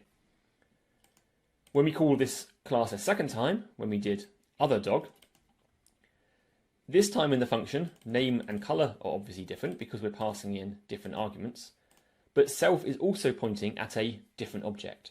Self this other time is pointing at the same thing as other dog. And so self is the special argument in any class function which gives you access to the object that you're currently talking about. And so because self allows us to talk about various different things about the class, we can use it both to put data into the class, we can also use it to get data out. And so now let's see how we can extend our class here by adding some functionality to it. I said at the beginning that classes combine data and functionality. So far our class is all data. It just defines some data which is held by the class. We want to give our class some functionality as well. And to that end, I come back to our describe function.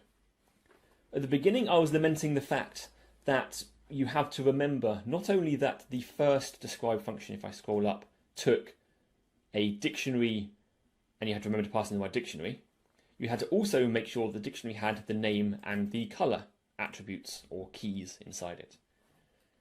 We improved that a bit by saying that our describe function here is going to enforce that as long as you pass in a dog object, it will always have name and colour, because both of those variables are always defined inside the init function. But we still have the possibility that we could pass something completely wrong to dog. We could do describe hello, and when we try and run that, of course we get an error, because describe function doesn't understand how to describe a string. It only understands if it's passed a dog object. And so what we want to do is make it so that our function can only ever be called on a dog object, and it can't be used outside of that context. And so I'm going to bring up our definition of dog again and run it so that it's on the screen. I'm going to go back up to our definition of our class, and I'm going to show you how you can take this function that's currently freestanding and move it so that it's a function inside the class. I'm going to copy the code because it's going to be only a short few steps. We move it so that it is alongside the init function. We paste this code here and make sure that it's indented so that it's at the same level as init and the internal indentation is all the same. The next thing we need to do is, like we had with the init function, the first argument was self. Here, the first argument of describe is going to be self. And as self here was referring to an object of the class dog, likewise, self here can refer to an object of the class dog, in the same way that the dog variable in our freestanding function did. That means we can simply rename this variable to be self, rename this variable to be self, and rename this variable to be self, and that's all we have to do. We have now moved the describe function inside the class to be a class function. Class functions are sometimes also called class methods. Those two bits of terminology are somewhat interchangeable in Python. Now when we define this class, it has got two functions on it. I can make our Bruno dog again. We have to recreate our dog because it was still referring to the old version of the class. And that means that we can now do our dog dot, and instead of doing dot name or dot color, we can now do dot describe. Notice that we don't put anything in the brackets of describe, and that because in the same way as self in the init function was automatically put in there, in the describe function, likewise, it's automatically passed in, where the argument that's passed in as the first parameter to describe is taken from the thing in front of the dot. So writing our dog.describe will call this function with our dog passed in as self. And that means inside the function, self.name is doing owdog.name, and self.color is doing owdog.color when we call this function here. So that means if we run this code, it gives us back the description of our dog. And there is now no way to call this describe function on anything that's not an dog type. If we try and make a list and do l.describe, that's not going to work because the describe function isn't defined on the list type. It's only defined on the dog type, and this will give an error.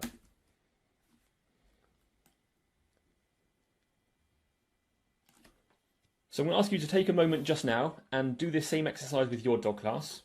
Take the describe function, move it inside the class so it becomes a class function or a class method. Redefine your dog. Of course, you can give it any name and colour that you wish. And check that calling owdog.describe does the right thing and prints something out. Take a minute or so now to do that, and then we'll be moving on. Harry, you're seeing a strange output of bound method dog describe and then a whole lot of hexadecimal, and I bet I can reproduce that. So I imagine what you've done is type something like owdog.describe and then haven't passed the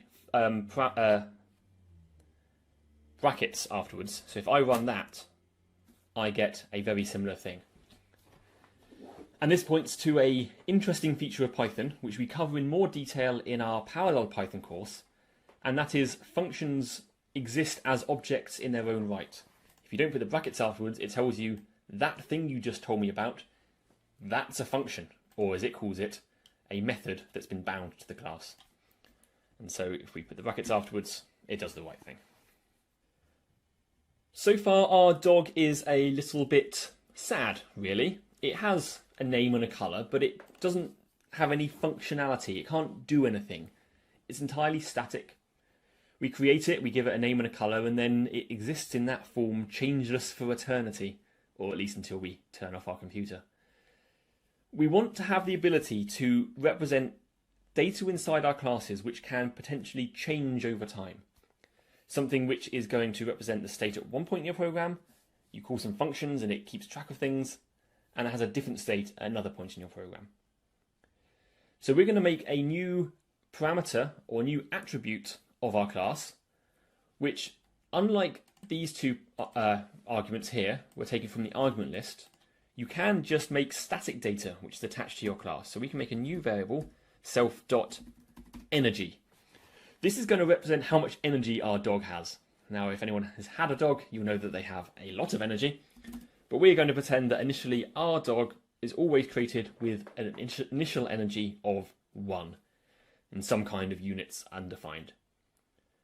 So this parameter here, this attribute, isn't being defined based on an argument being passed in, it's just statically defined to any new dog that's created to always have an energy of 1. So if I create that and I make our Bruno dog again, in fact, let's make a different dog because we've had some good examples in chat. We had one earlier called Corona. And I'm going to make Corona gold. So now our underscore dog dot energy is number 1. It's got an energy of 1, so we've got some information about it. So that's all very well. We can, change the energy to be 100, and then it's got an energy of 100. But it's nice to, instead of having to dive into a class directly and change its parameters, to instead have functions which do the actions which we want this class to perform and keep track of the internal state for us. So we're going to be adding some more functions to our class which allow us to exercise our dog. So the exercise function is going to reduce the amount of energy that our dog has. So we go back to our class here, and we're going to add another function, def exercise. Again, it takes the self parameter, self argument. It's very easy when you're writing functions into classes to accidentally forget the self. but you'll quickly notice it when you try and use the code. And the exercise function or method is going to print out a message telling us that you take self.name for a walk. And then it's going to do self.energy. Notice that self here is the argument that's passed in, so it's going to be referring to the same thing as this. Minus equals, that's how you decrement or decrease a number by a certain amount, 1. So this function will print out something and then reduce the energy by 1. So if we make our dog Corona again, we print out the energy. Our dog dot exercise. It prints out the message. We took Corona for a walk. If we look at the energy a second time, we see the energy is now 0. If we make a second dog, to drill home the point that each dog object is an independent thing, if we make our Bruno again, other dog, other dog dot energy has not changed. So each dog has got its own internal energy attribute which it's keeping track of. So have a go at implementing the exercise function now, as well as adding in the energy parameter. Once you've done that, have a go at making a fourth function on the class called feed, which is going to feed the dog and increase the energy by 1. I have on the screen here the example of the feed function. So the feed function works exactly the same as the exercise function. It prints out a message saying that the dog eats the food, and then it does self.energy plus equals 1 to increase the energy. So if we define that class, redefine our dog, we can now do other dog dot feed, and it eats the food. We can do it again, and it eats the food again, so that if we look at other dog dot energy, the energy is now 3. So it's a dog with an infinite appetite, which will accrue an infinite amount of energy. But such is life when you're simulating things on the computer. There's some text on this chapter here, which is explaining how this stuff all works. So do have a look at this text later on. All these course notes will stay up permanently. So do have a look through the text here if there's anything you're not clear about. But have a look at the exercise at the bottom here, which is to edit the morse.py script, which is our script which is holding our library code, our functions and our static data, and to create 2 classes. One class called English message, which has the encode function moved inside it, and another class called Morse message, which will have the decode function moved inside it. And then to change test.morse.py or make a new file called test.morse.py, which imports those 2 classes, makes a string and an English message from that string. So this is calling our first class. Calls the encode function on it to get back the encoded text string. Then to take that encoded string and to make a Morse message from it, and to call the decode function on that, and to check that we get our answer back at the end.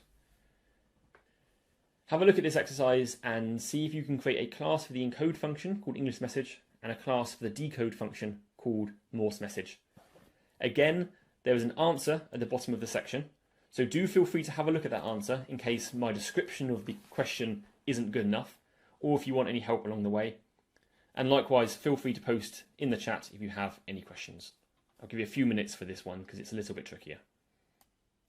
As to your question there, Emma, about it not changing the energy, I'm going to show you on the exercise here what you've done. So you've written return that string in the same way as you did in the describe function.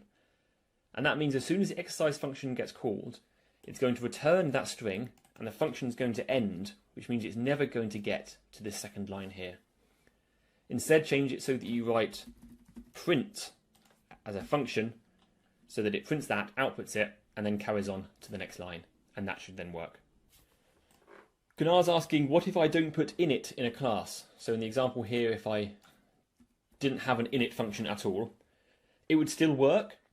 It would mean that you can only call your function or create an object of your function without any arguments at all, which means that none of the parameters or the attributes of it which are assumed to be there will be created. You will effectively create an empty class which has no data, which only has functions. It's a perfectly valid thing to do if you want to bundle up a few of your functions under some kind of namespace. But on the whole, you usually want to have some data in your class as well as functions to act on that data. I'll go through the answer to that exercise on the screen now, so you can all see how I can convert a function and some associated data into a class which is encapsulating both of those things. The easiest place to start is with the function here, and we write class English message. This class is going to represent a normal string, an English string, which is going to have an encode function on it, which is going to return to us the Morse encoded string. We want to indent this, and we'll come back to the rest of what we do to that in a moment. We have to make an init function, and the init function, like all functions, takes self, and that is and message. So we're going to make one class which represents a message, and that message is going to be wrapped up and saved into the class with self.message equals message. The other thing that we want to save into our class, because we want to use it inside our function, is the letter to Morse dictionary. So I'm just going to copy, in fact I'm actually going to cut it, and paste it into here, make sure everything's indented nicely, and write self.letter to Morse. So this is saying that our class is going to be initialized, or an object of our class will be initialized with an attribute message, which comes in from what's passed in as an argument to the constructor, as well as an attribute which is storing our conversion dictionary. That means in our function down here, where we are going to be converting our message, it has to take the self argument. Now message isn't going to be passed as an argument to self, and that's because we don't need to anymore, because we can access message through self as self.message. And so here, instead of writing message, we want to write self.message. And here, instead of writing letter to Morse, we want to talk about this letter to Morse up here. So we write self.letter to Morse. And I think that is all the changes we have to make. So I'm going to save that file. I did, when you weren't looking, make the same change to the Morse message class, which has got a self.message, a self.morse to letter attribute, and then the same decode function, which had the same stuff done to it.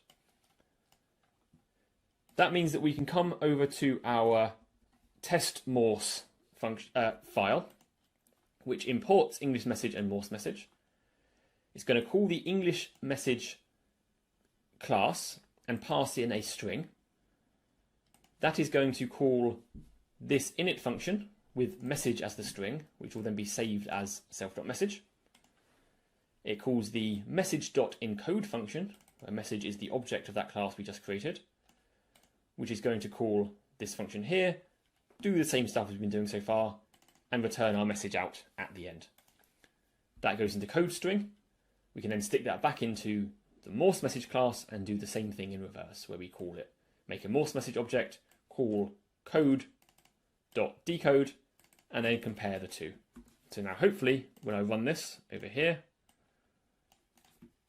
I will get out true printed. So that means we now know that everything is working. We could also do from Morse import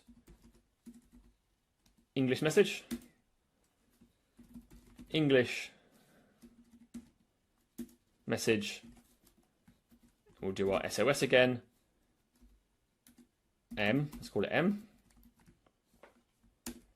And we can do m.encode, and we get back our Morse code. This means we can't accidentally call encode on something which is a Morse code message, and vice versa. It makes sure the type is holding both the data and the things that we can do to it. No one's piping up in chat to say they're having any problems or have any questions. I will say that classes in Python and in any language are often one of the biggest increases in complexity you come across when learning the language. Hopefully I've done a good enough job of explaining how they're used, how you can construct them, and what their purpose is, but they do sometimes take a little bit of experience and practice to get the full value out of them. Kunal is asking why I wrote from Morse import English message there. So I could have written, exactly as I did before, import Morse, and then done Morse.English message, SOS. That gives us back an object of that class. But by writing from Morse import English message, I've extracted out just the one thing that I care about from the module, and so I get access to the class name just by itself without having to write Morse in front of it. So the last section that we'll cover today, actually no, before we do the last section today, a thing about naming. I did mention this earlier, but classes often have these capital letter names like Morse translator or dog.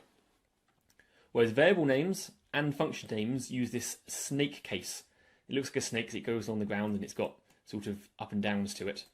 So snake case in Python is used for variables and functions and modules, in fact. Whereas camel case, and it's so called because it's got these humps, is used for classes. If you stick to this convention, then other people reading your code are going to understand what's going on. So the last thing I'm going to cover today is on the next section of the notes, and that's handling errors. So going back to our console, let's have a look at what these dog classes can do. So let's create our dog again so we know what state it's in. And let's make a other dog equals dog Bruno Brown. So we've got our dog defined. Our dog can do things. We saw before, we can perform actions on the dog. We can call these functions, and we can do other dog dot exercise. That works fine. We can do other dog dot exercise, and we can exercise it, and then we can do other dog dot exercise, and it keeps on walking, and it keeps on working, and everything seems like it's all working well. And that is until we ask the dog how it's doing, and we look at the energy of the dog, and we see that somehow its energy has ended up negative. Now, under very few definitions is a dog with negative energy doing very well. And this is because we've allowed our exercise function to arbitrarily keep on reducing the energy attribute by 1 every time we call it, without any checking that it has energy to go for a walk. And so let's look at what tools we have at our disposal in order to make sure this stuff is being checked as we're going through. So the main tool that we've had at our disposal so far for checking stuff is an if statement. So let's go ahead and use the tool we already know and see how far that can get us. So we only want to exercise if self.energy is greater than or equal to 1. If it's 0, then the dog can't go for a walk because it's going to end up with negative energy by the end of the walk. We are going to allow the dog's energy to get to 0. That just means it's very tired. So if the energy is greater than 1, we allow it to happen. And so if we run this code, define our dog, and make our dog, and then exercise it, we get the message printed. If we try and exercise it a second time, we see that no message gets printed. We can exercise it as many times as we want, but if we go back and check what the energy is, the energy has stopped at 0. It's never gone below 0 because we are checking as we go along that the state of the system that we're looking at is in some kind of sensible situation. Of course, it's very easy to miss that this one printed something and this one didn't. And so we really want to, when we're printing these things out, to print something else in the situation where the dog is out of energy. So let's write else, and I'll copy and paste this. The dog is tired, it doesn't want a walk. So if we now run that class and define it, make our dog, and try and exercise it, it works once because we reset the energy to 1 in our initializer. If we try and do it a second time, it tells us that it's unhappy. That's good. We've now got something printed in the good state and something being printed in the bad state. But when you're writing code which is going to be used by other people, it's still very possible to ignore this line accidentally. If, for example, we do this same line of code multiple times because we think that everything's working fine, and then we do afterwards other dog.describe, because we've seen here that we've run this 3 times, we're going to expect that the energy is going to be 3 lower than it was. Now let's look at energy. But actually, it's silently failing, and it's allowing these more exercises to carry on. It's allowing us to keep on trying to walk our dog without us being told explicitly and forcing us to make a decision to notice that it is in fact tired. And so the way that you can raise an error in Python which the person calling your function can't ignore is with a thing called exceptions. And so we can raise an exception in our code. I'm going to make this a bit bigger. By instead of just printing out this message, by writing the word, and I'll make this wider here as well, so that everything fits on the screen, the raise keyword, followed by the type of error that this is. Runtime error. In the notes here, there's a link to the documentation which lists all the different kinds of errors you can raise. In this situation, it's an error which has occurred while the program's running, and so raising a runtime error makes sense. It's up to you to decide what kind of error makes sense for your situation.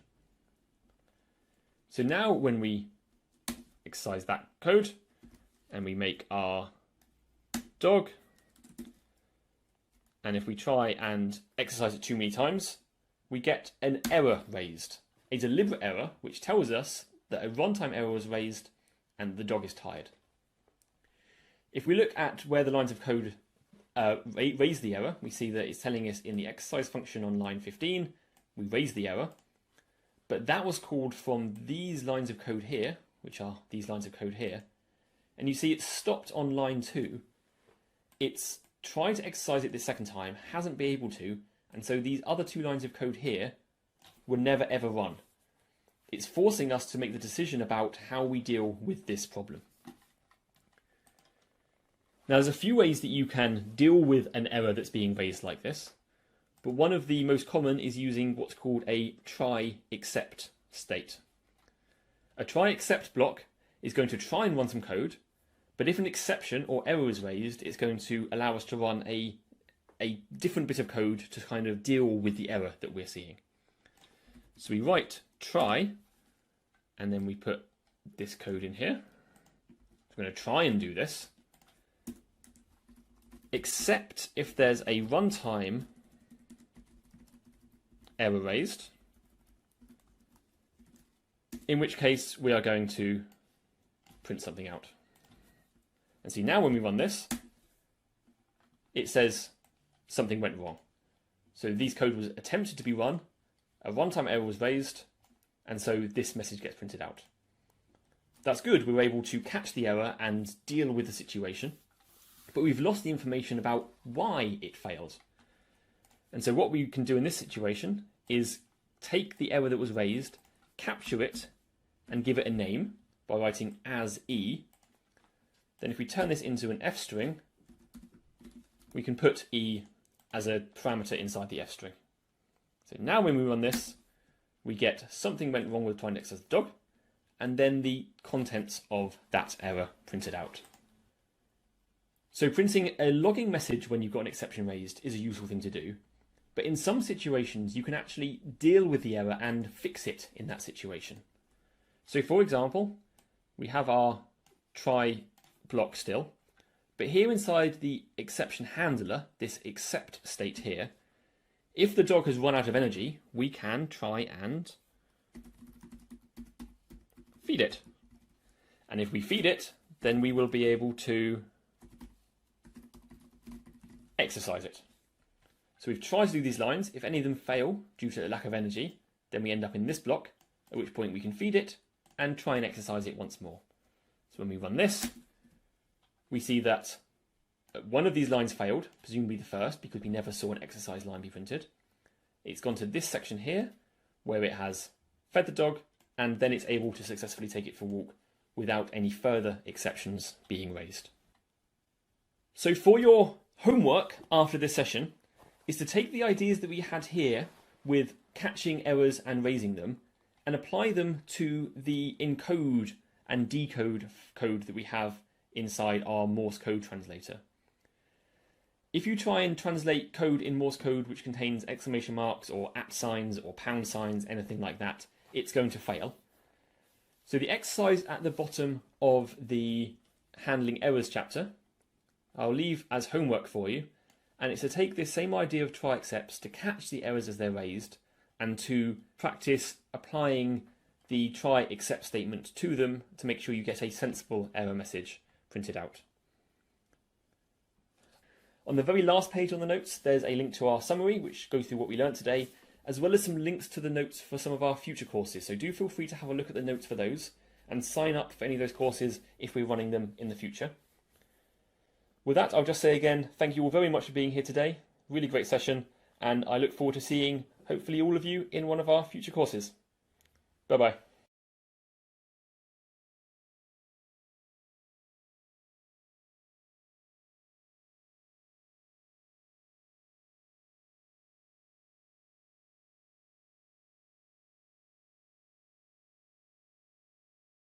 Data analysis in Python. This is a continuation really only from our beginning Python course. We've tried to keep the requirements for this data analysis course as minimal as possible to make it useful to as wide a range of people at the university as possible.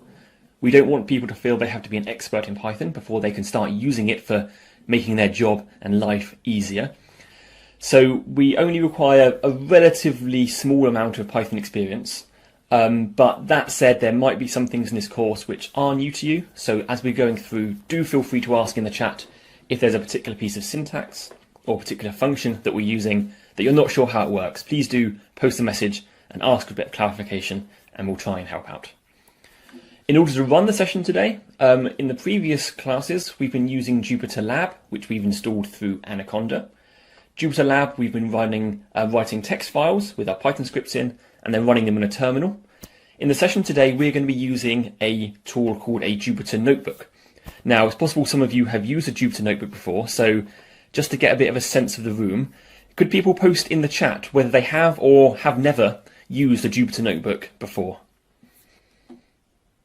No? Good. So lots of people who haven't used them before, so that's going to be the first thing we go through today.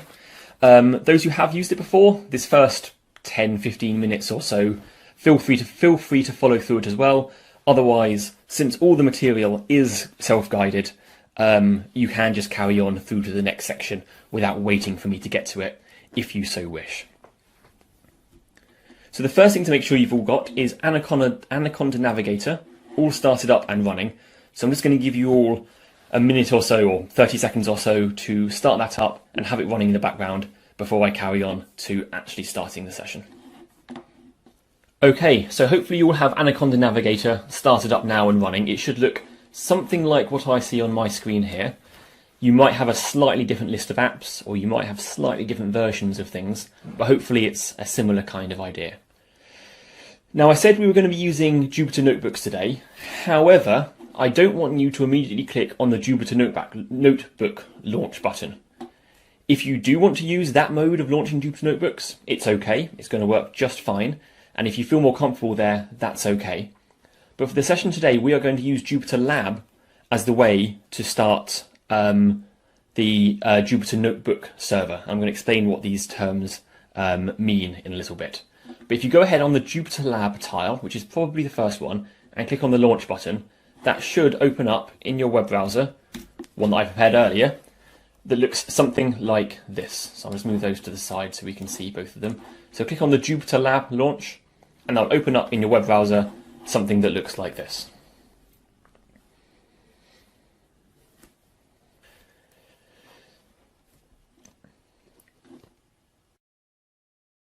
I'm going to go ahead and make this window here full screen and extra full screen, and the rest of the session we're going to be living inside this window here.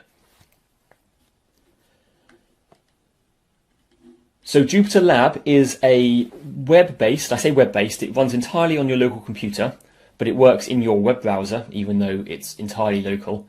And it gives you an environment where you can run Python code, you can write Python code. One of the things it has built into it is its own Jupyter Notebook environment. So the very top icon you should see on your launcher, and if you've been to our previous sessions, you might not be seeing the same view.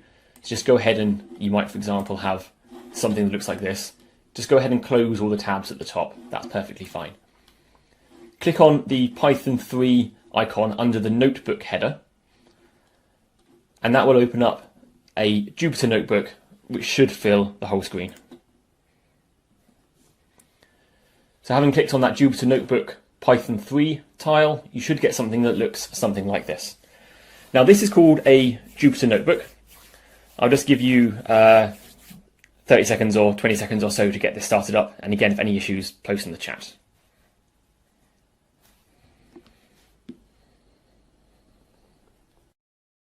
What we have here is a Jupyter Notebook. A Jupyter Notebook is a way of writing and running Python code in an interactive way. And it also provides us with a bunch of extra features which are really useful when we're doing data analysis kinds of tasks. So at the first case, what we can do is we click inside the grey area here and we can type any Python code we like. I'm going to keep it nice and simple. We can print hello. Now, if you just press enter at the end of the line, it just puts another line inside that cell. So it doesn't run the code just by pressing enter. If you want to run this cell, you either click on the plus button just above it up there, or hold down shift and press enter. I'll click the play button this time, but in the course of this session, I'll probably quite regularly be using shift enter or control enter to run the cells. So you will sometimes see me running a cell without clicking it, and that's what's happening there. If I click the play button, it runs that cell and prints hello. It also gives every cell that's been run a number, so you can keep track of which order they've been run in, because in principle it's possible to rerun cells that are further up the page after having run further cells that are further down the page. It can get confusing, and we'll try and cover that later. So I'm just going to switch over to the notes now and copy and paste a few examples from here. So one thing we can do, as I said before, is have code over multiple lines. I'll just show that by typing. So a equals 5, b equals 7, a plus b. If I do shift enter, it runs that cell and displays 12 on the screen. Notice here in this second case, I haven't had to write print a plus b. I didn't need to do this, because the way that Jupyter Notebooks work is whatever the last thing in a cell is will be displayed onto the screen. So here, because A and B has the value 12, it's displayed 12 underneath the cell as the output for that cell. And you see the output and the input have got corresponding numbers.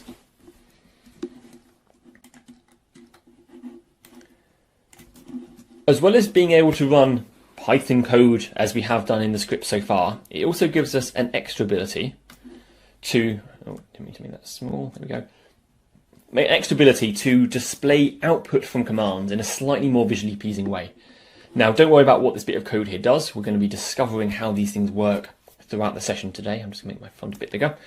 We're going to be discovering how this works throughout the session today. But if you run this, it's going to print something that looks like a nicely presented table of numbers where you hover over it and the lines get highlighted, which is useful when you have larger tables of data. The thing that's really useful, however, is the ability to display plots. So here, again, I'm just copying and pasting this in. We'll be discovering how these things work throughout the course. If I run this cell with shift enter, we get a plot coming up in line. So if you use something like Mathematica, or I think MATLAB can do this, and R notebooks do this too, it lets you run code and get the output from that code right there, and then you can carry on further underneath and, you know, print whatever you want, and you've got the code in line at the point where you ask the figure to be shown. The final thing that it allows you to do is, as well as having cells which contain code, at the top of the window there's a drop-down menu that says code at the moment, and with this cell selected, If I change that to say Markdown, if I click on the Markdown button on the drop-down menu, you see the square brackets at the beginning have disappeared, and now this won't accept Python code and run the Python code. It will instead accept Markdown. Now, Markdown is a way of applying formatting and design to plain text. So you can start headers by doing a hash key, and you can write header. And then if we run that cell, you see it turns the word header into a big word header. You can then double click on it to edit it. You can write bold text and italics, or I could if I could spell correctly. And you see it formats it with bold and italics. And so what this allows you to do is to interlace with your code blocks of text which describe what your code is doing. And the real powerful thing about this is it gives you the ability to write a whole report